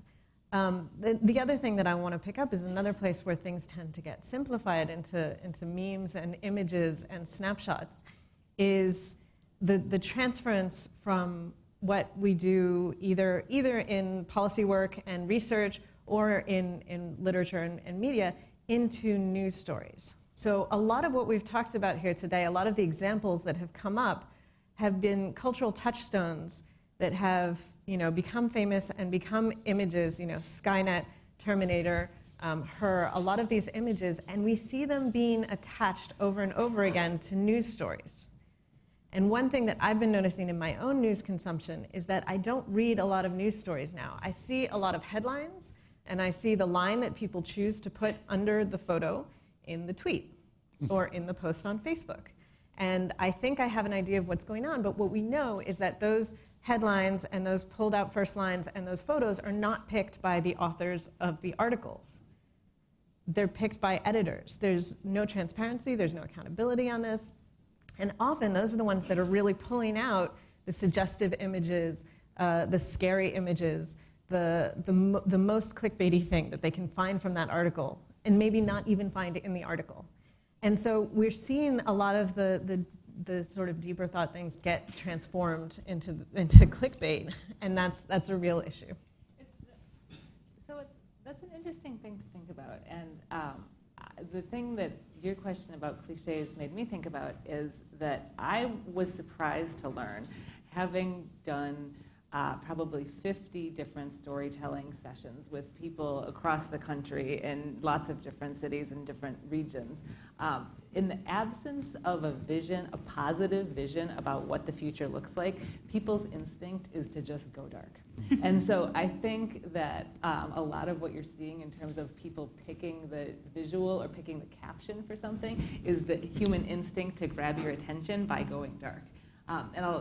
The sort of funny illustration of that is, of our 40 to 50 stories about this, about sort of what the future of work looks like and what people think of society going forward, probably 60% of the people named their story The Hunger Games. And it's a really revealing way to see how people are thinking about this, which is that they see the lack of economic mobility. They see societal questions about, what is happening between the sort of split between the professional and the service-related world and in the work world, and they go to that sort of dark place. And I think that putting out there some other kinds of policies and other kinds of visions, in fact, can help combat that, but that's not the instinct. I agree with that, although I do want to bring out, and I don't know the answer, as to whether that is human instinct or whether that is really a product of the zeitgeist and a product of the different stories that we've been reading and seeing and listening to over the past couple of decades. Yeah. And I want to just touch on so a cliche and kind of overcompression is a real thing, right? Like the moment the Emoji Movie came out, I thought that's just the end. Like that's just the end, like the beginning of the end. But one person's cliche is another person's like profound, mind-blowing idea. And like the way I think of it is maybe like hot sauce, which is that like depending on your tolerance to hot sauce, you might be more acclimated to have like more nuances or more but for some people just a tad is enough. And so if it's useful for invoking an idea and kind of triggering an idea in a frame, then it's not cliche to the audience. So I would say the way you deal with that is the application of the thing, of like when depending on your audience, you figure out the level of specificity. And sometimes the cliche is actually useful. Like for me, things like supporting the troops, like everyone supports the troops, and you can actually rally around concepts without getting into the nuances to build consensus and then bring people on board and then move it to a direction that you want in the policy world. So sometimes it's useful and sometimes it's really based on the application, I think. One of the problems about AI is that there aren't really good ways to understand it. It's difficult to understand anything that happens within a black box. You've got inputs and outputs and a bunch of question marks, right?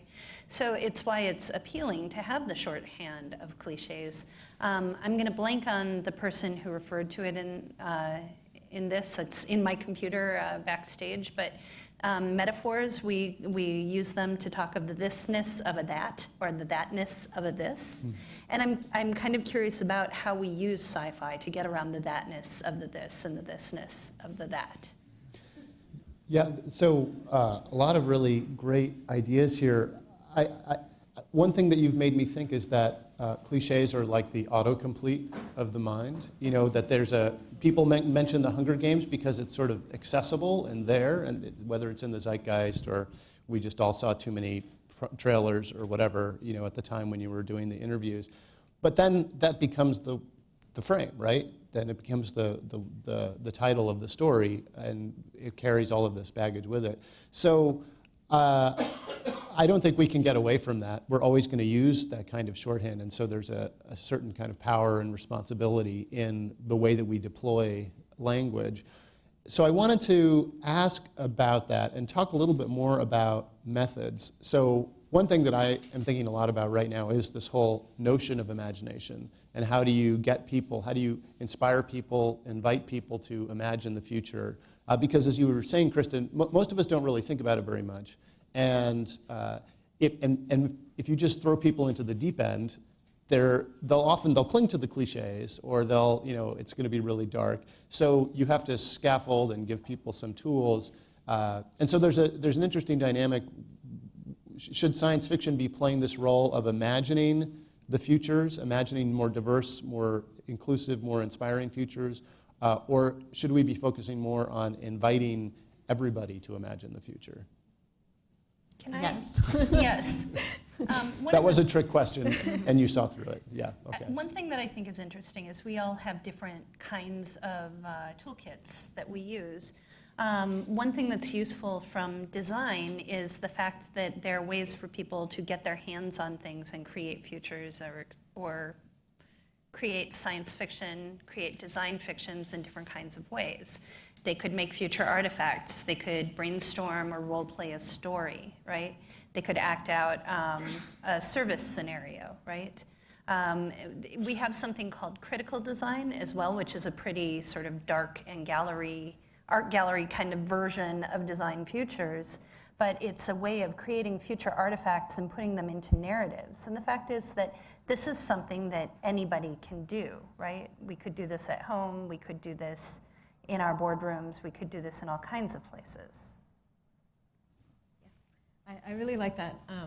And I think one of the things that I'm really interested in seeing in this question of how do we get sci-fi, how do we use its potential in more places, is really to look at sort of more transversal and sort of cross-cutting, and not just bring in a sci-fi person, although I wish you would all bring in sci-fi people to the places where you work, but also, how do we take seriously the work that they're doing and get that kind of thinking more broadly into other industries. And then, similarly, I mean, I as a sci-fi writer am very interested in knowing more about how other people do their work. I think we have a kind of specialization fetish, and it's really useful to start expanding those different ways of thinking into boardrooms, and then vice versa. Family rooms. Then, yeah. Yes, everywhere. I'm going to play just devil's advocate here. One of the challenges, I think, and maybe potentially one of the reasons why we see such dark sci-fi futures, is to essentially as a countervailing force to kind of innovation writ large. And so like coming from California, so much of like innovation and startups and creation is having this utopian vision of what the thing you're building is against all odds, right? Raising funding, competing with competitors, implementing in the market. And so most of the creators of these, of a lot of these technologies have a singular positive vision of their technology or their tool as deployed in society, and therefore miss huge gaps in what could be the negative, unexpected consequences on, unaccounted stakeholders or people not represented in the debate. And so I think one of the visions is to help remind folks that say, like, you envision this like home care robot as being or self-driving cars as being the end of mobility, and it will take care of everyone's kids and everything, kind of puppies and rainbows kind of thing. But maybe think about the displacement in work, displacement in people, the kind of liability impacts, like all of the negative externalities that are created, that the culture of innovation and innovators have been kind of forced to forget, right? Have been forced to just think about the upside. Yeah, I think that's interesting, and certainly true as people's perception of Silicon Valley goes. But I think you can also flip it so that the negative stuff that people are talking about and thinking of and picturing is just the warning sign, right? It's the warning sign for what happens if you let something go unchecked. And the flip side is we can check it. And so thinking about it as a way to picture the guardrails rather than just a warning system. Like, I think Black Mirror, the television show Black Mirror, is a really good example of that, of the things that take something to so negative and extreme that it flags for you. Like, don't let it get this far. Let's see how we can put the guardrails on for the good stuff. But it also seems to be true that there's a lot more dystopian science fiction than there is, constructivist, hope punk. Yeah, I may be biased in this question. So I think there's a lurking question underneath here, which is what is the difference between a good story and good policy, right? And I think one thing that maybe you're getting at here, Ashkan, is that sometimes a good story is not good policy because stories are supposed to make us feel good, or stories can often be intrinsically kind of self-centered, right? They can be ego exercises. And policy shouldn't work that way. So how do what is the difference between those two modes of sort of organizing the universe, and how do you translate between them? Well, I would say that, first of all, if a story is a good story, hopefully it's avoiding this sort of ego and like we're disrupting convenience stores or whatever sort of angle that is. I mean, usually if you're reading something like that, it doesn't read as a good story. Now, if you film it with a $100 million budget and lots of CGI and big stars, it may still seem like a good story, even though it's really not a good story. So that's a separate problem. But I think comparing policy and stories is maybe not quite the right dichotomy that we want, because stories really should be kind of opening the frame for how we think about policies. And what we do want stories to have usually, although not always, and there are lots of people who would disagree with me on this, like dataists. But usually you want a story that has some kind of ending and closure. You want something that feels satisfying, that you feel like you've been on a journey and learned something or had an insight or you've gotten somewhere with the story. And policy isn't necessarily like that. It doesn't necessarily wrap up. It doesn't necessarily have an ending.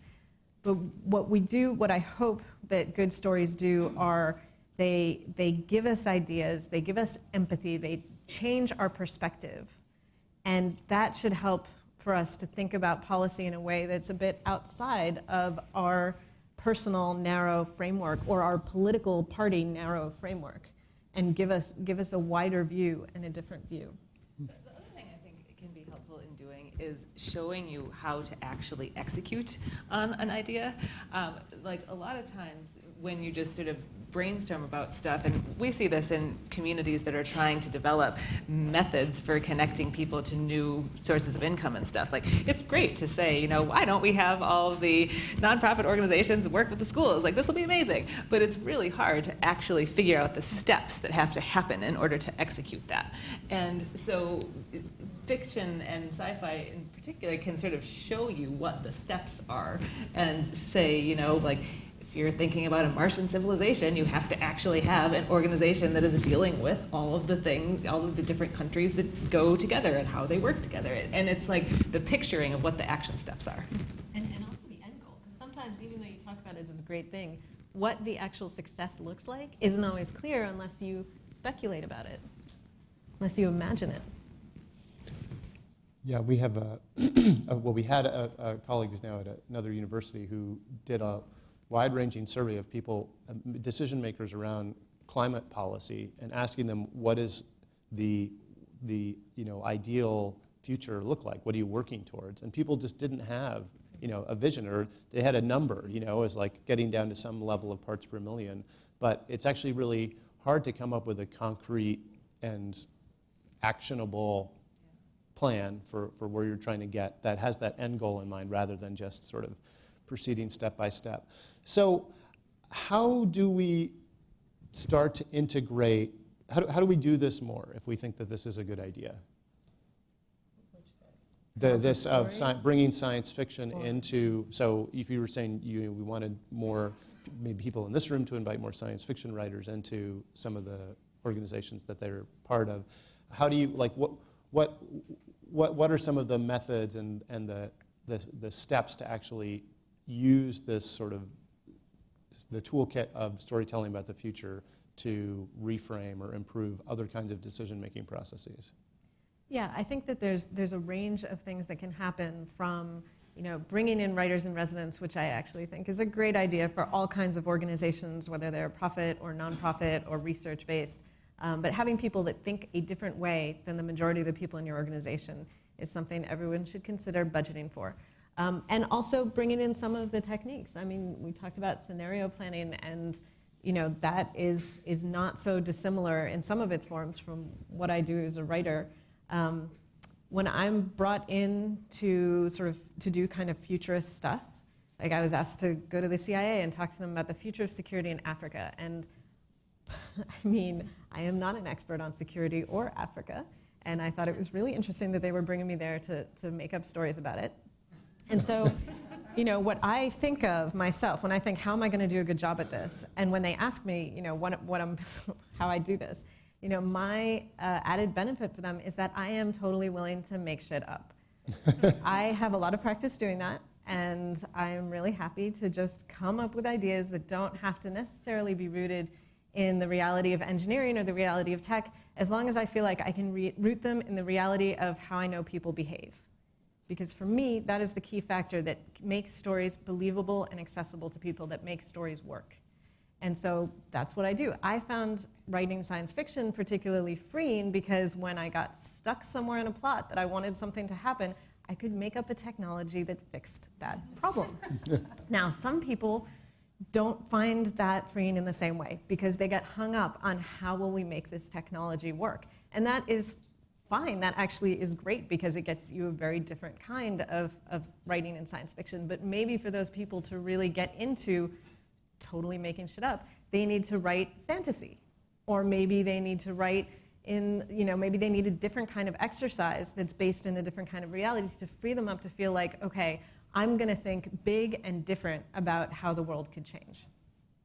How do each of you give people permission to do this? Because that's, I think, part of what you're saying, that you are like a card-carrying fabulist, right? And you are allowed, you're empowered, and you will show up and do this. I'm going to make those cards. You should totally do that. I would like one. How do you do that? Because I've found in the work that we do at the Center for Science and the Imagination that the invitation is really important, and there are different ways that you can do it. But what have you all encountered?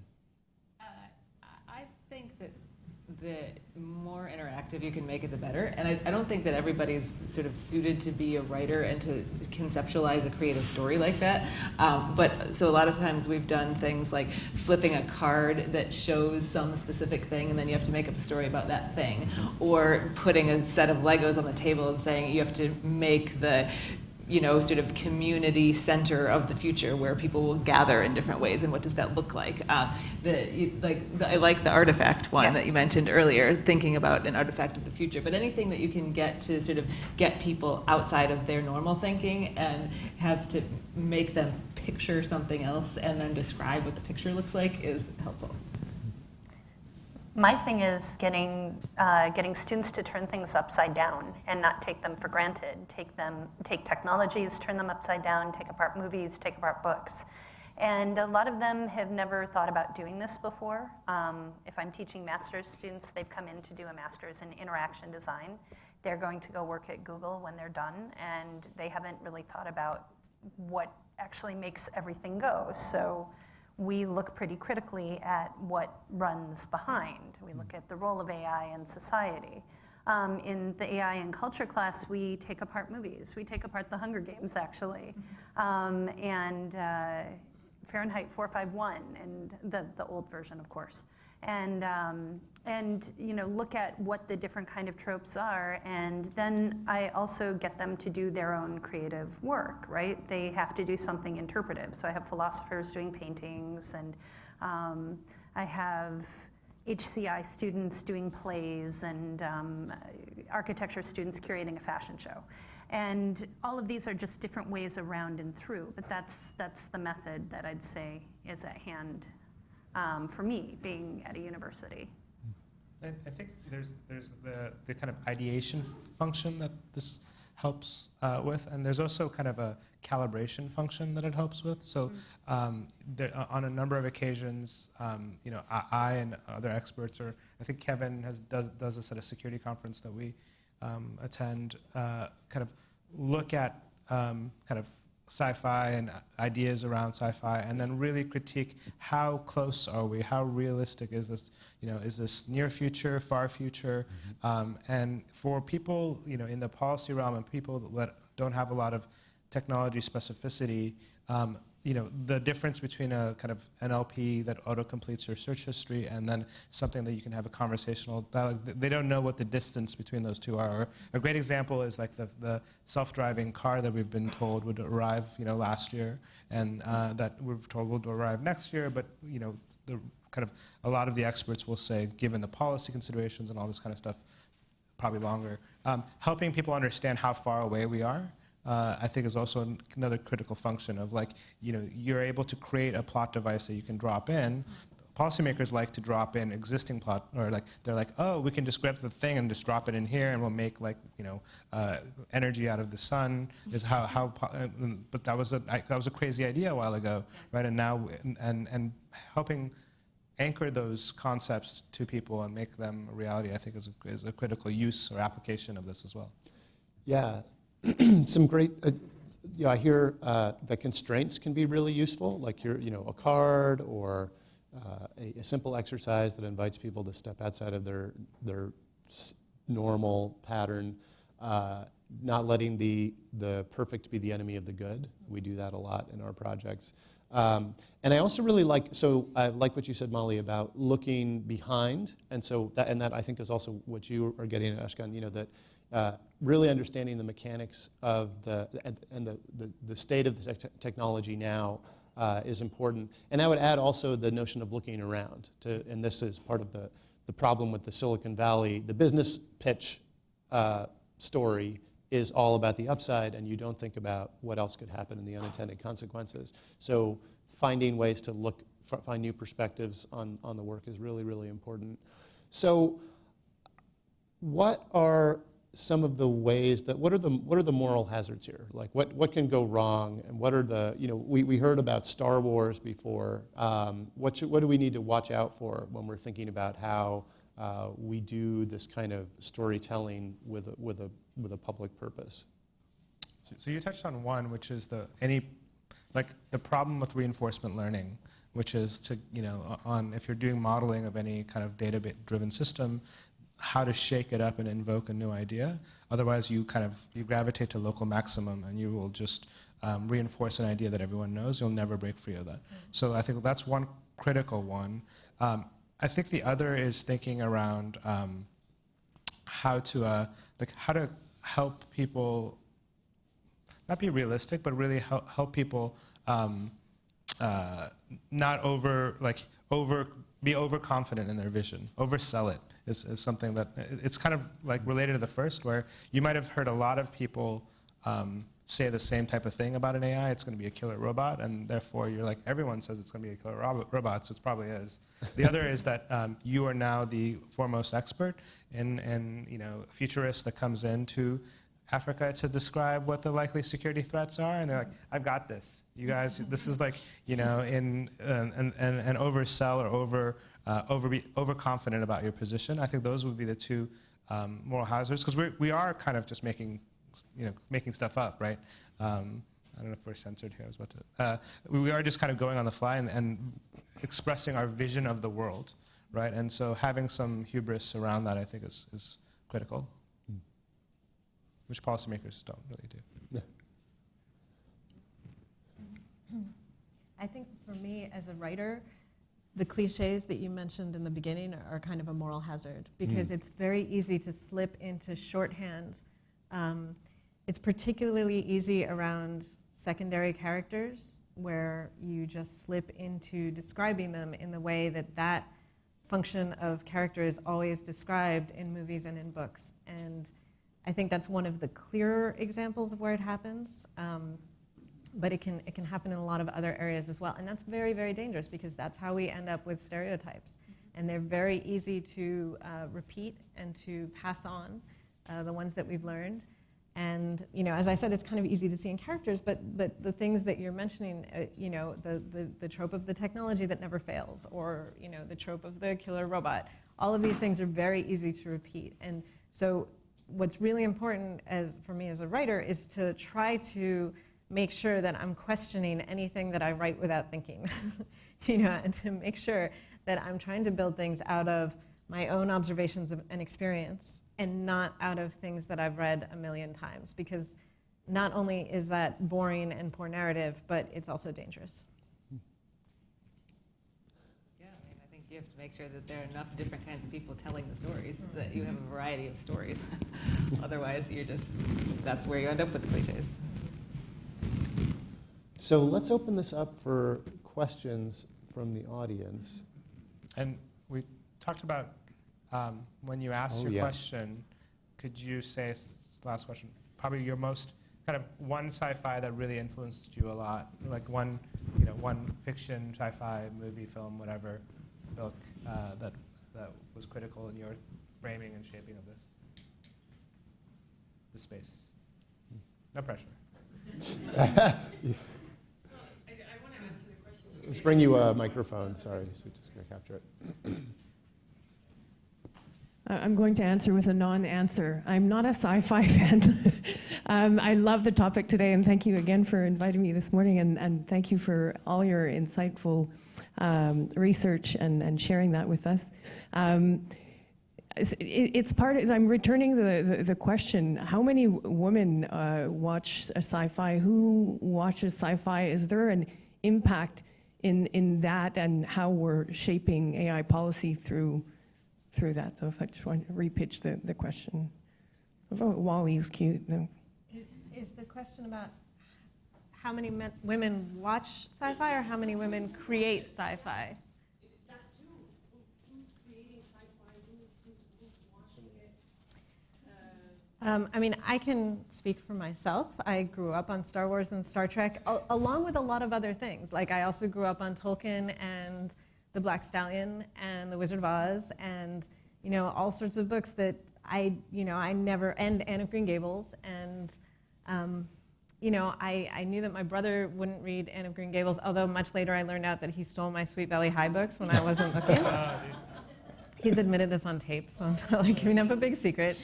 But, you know, I mean, I always did. And to me, you know, stories are stories. I know a lot of women who both write and consume sci-fi in different ways. I don't know the statistics, but I think that if you look at the amount of conversation that goes on, there are a lot of women who are very involved in this.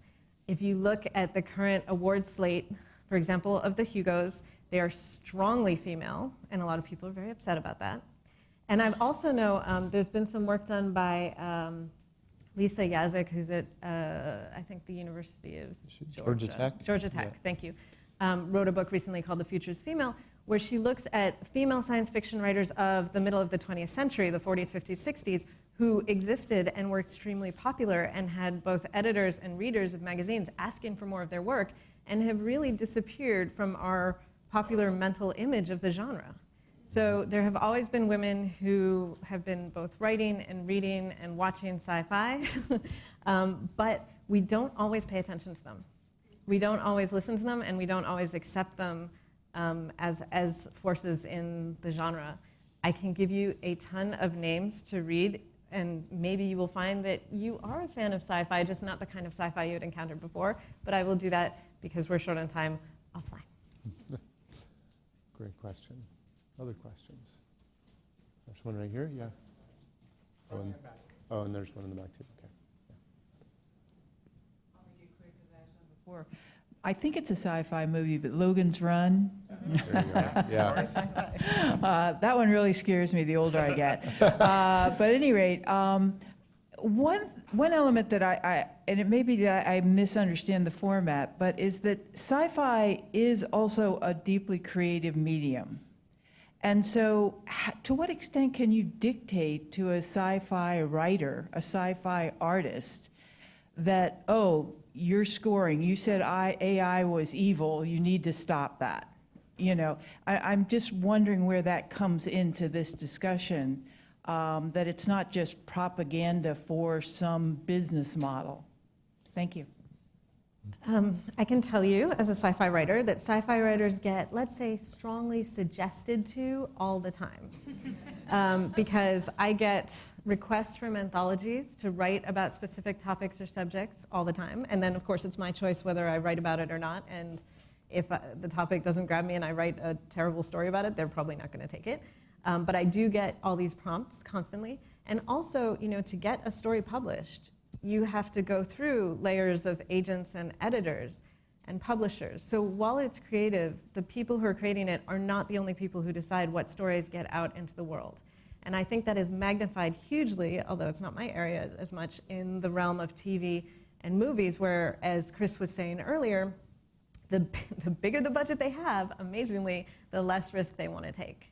I mean, we see why that makes sense, but it's also, you know, for someone who has to kind of do a lot of their creative work on spec, it's also kind of amusing. But we see that you know, there's a huge number of gatekeepers who think this is what people will pay money to see.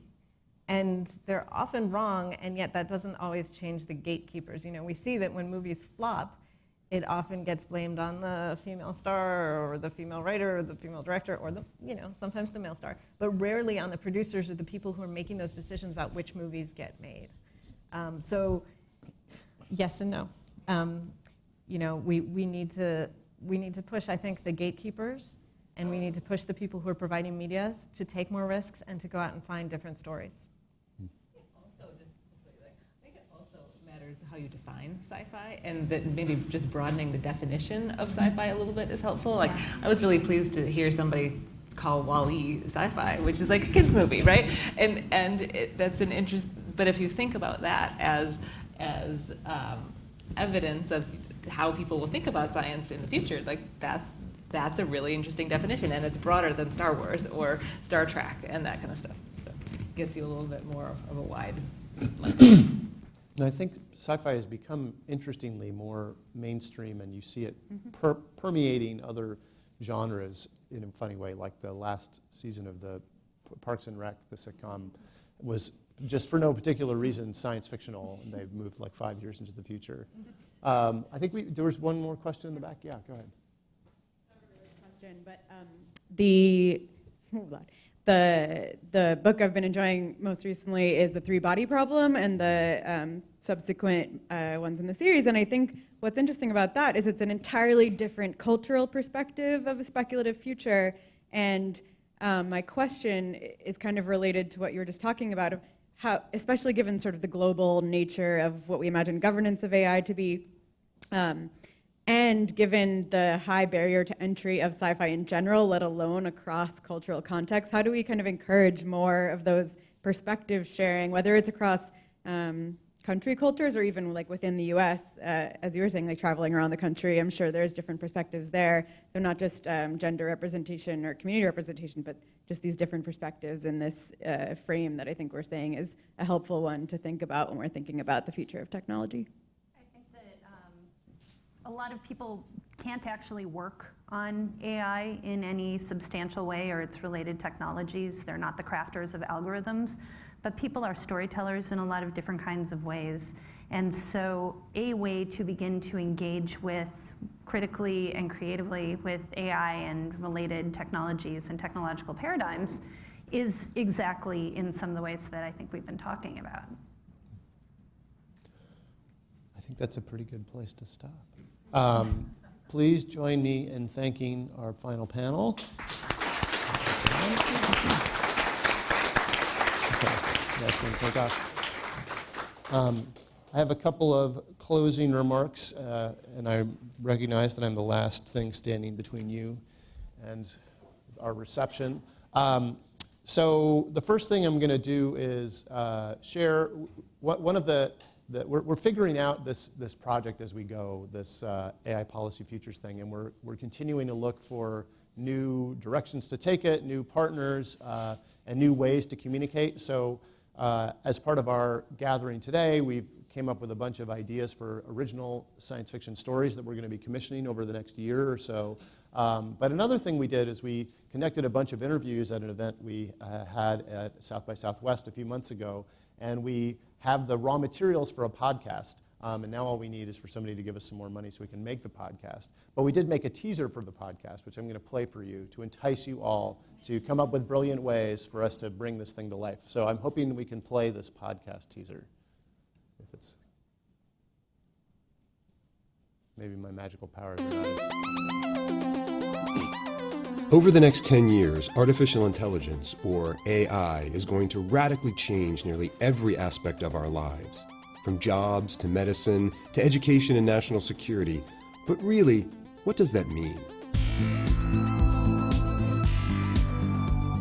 It's not an alien that comes out of nowhere and is completely different and has grown in a separate evolutionary track.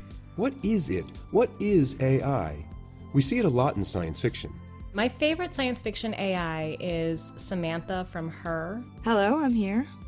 Oh, what do I call you? Do you have a name? Yes, Samantha. Data from Star Trek The Next Generation. My positronic brain has several layers of shielding to protect me from power surges. It would be possible for you to remove my cranial unit and take it with you. You want me to take off your head? Yes, sir. Marvin the robot from Hitchhiker's Guide to the Galaxy. Life. Don't talk to me about life. But what about in real life? For some people, real AI doesn't even exist yet. For others, it's in the stuff we use every day. My favorite real-world AI is a thermostat. I guess it is a goal-seeking machine that can adjust its behavior to achieve the ideal temperature. So how can we understand AI? Will the machines take all of our jobs? Or will it make our lives easier?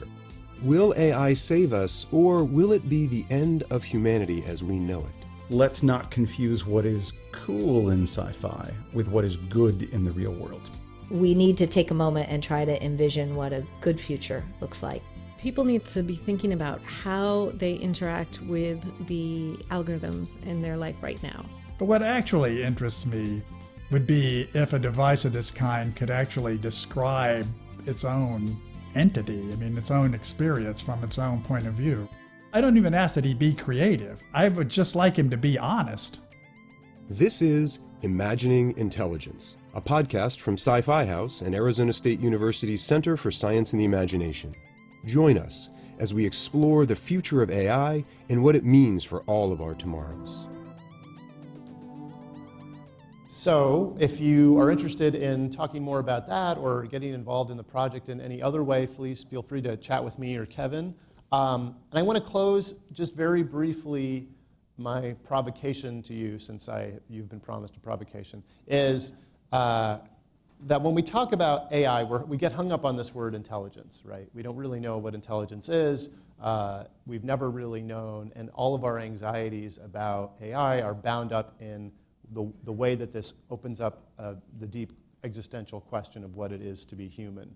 And so the other related word is that word imagination. And everything that we're talking about here is how we can use our imagination to build a better pathway, to chart a better course around all of the ways that intelligent machines and learning machines are already changing the world, already deeply implicated in the fabric of our everyday lives. And so if we're going to do anything about AI and developing a better set of approaches to our conversations around AI and policy around AI, we have to start with that word imagination. We have to take it on as a question for ourselves. How do we imagine the future? A future where there's a new mirror, a new set of systems that reflect ourselves back to ourselves, that pose the question to us, that throw our anxieties about identity and belonging and personhood back at us in all sorts of different ways, because we can't help but see ourselves in all of our tools and systems. So with that, I will thank you once again for joining us and turn things over to Kevin. And I will thank you, Ed, and Andrew for the trailblazing work you all have done at the Center for Science and the Imagination to help catalyze and solidify a growing community of practice that is taking science fiction seriously as a tool for thinking about the future of technology and the future of policy. Applied sci-fi, you might call it, or practical sci-fi. Everything we've been doing, this event, this project, the Sci-Fi House at South by Southwest, has been all about trying to build a community around that idea. And I want to thank, first off, all of the panelists and speakers for being a part of that community. I want to thank you, the audience, for being a part of that community and joining us today. So thank you, and please enjoy the reception. Thank you.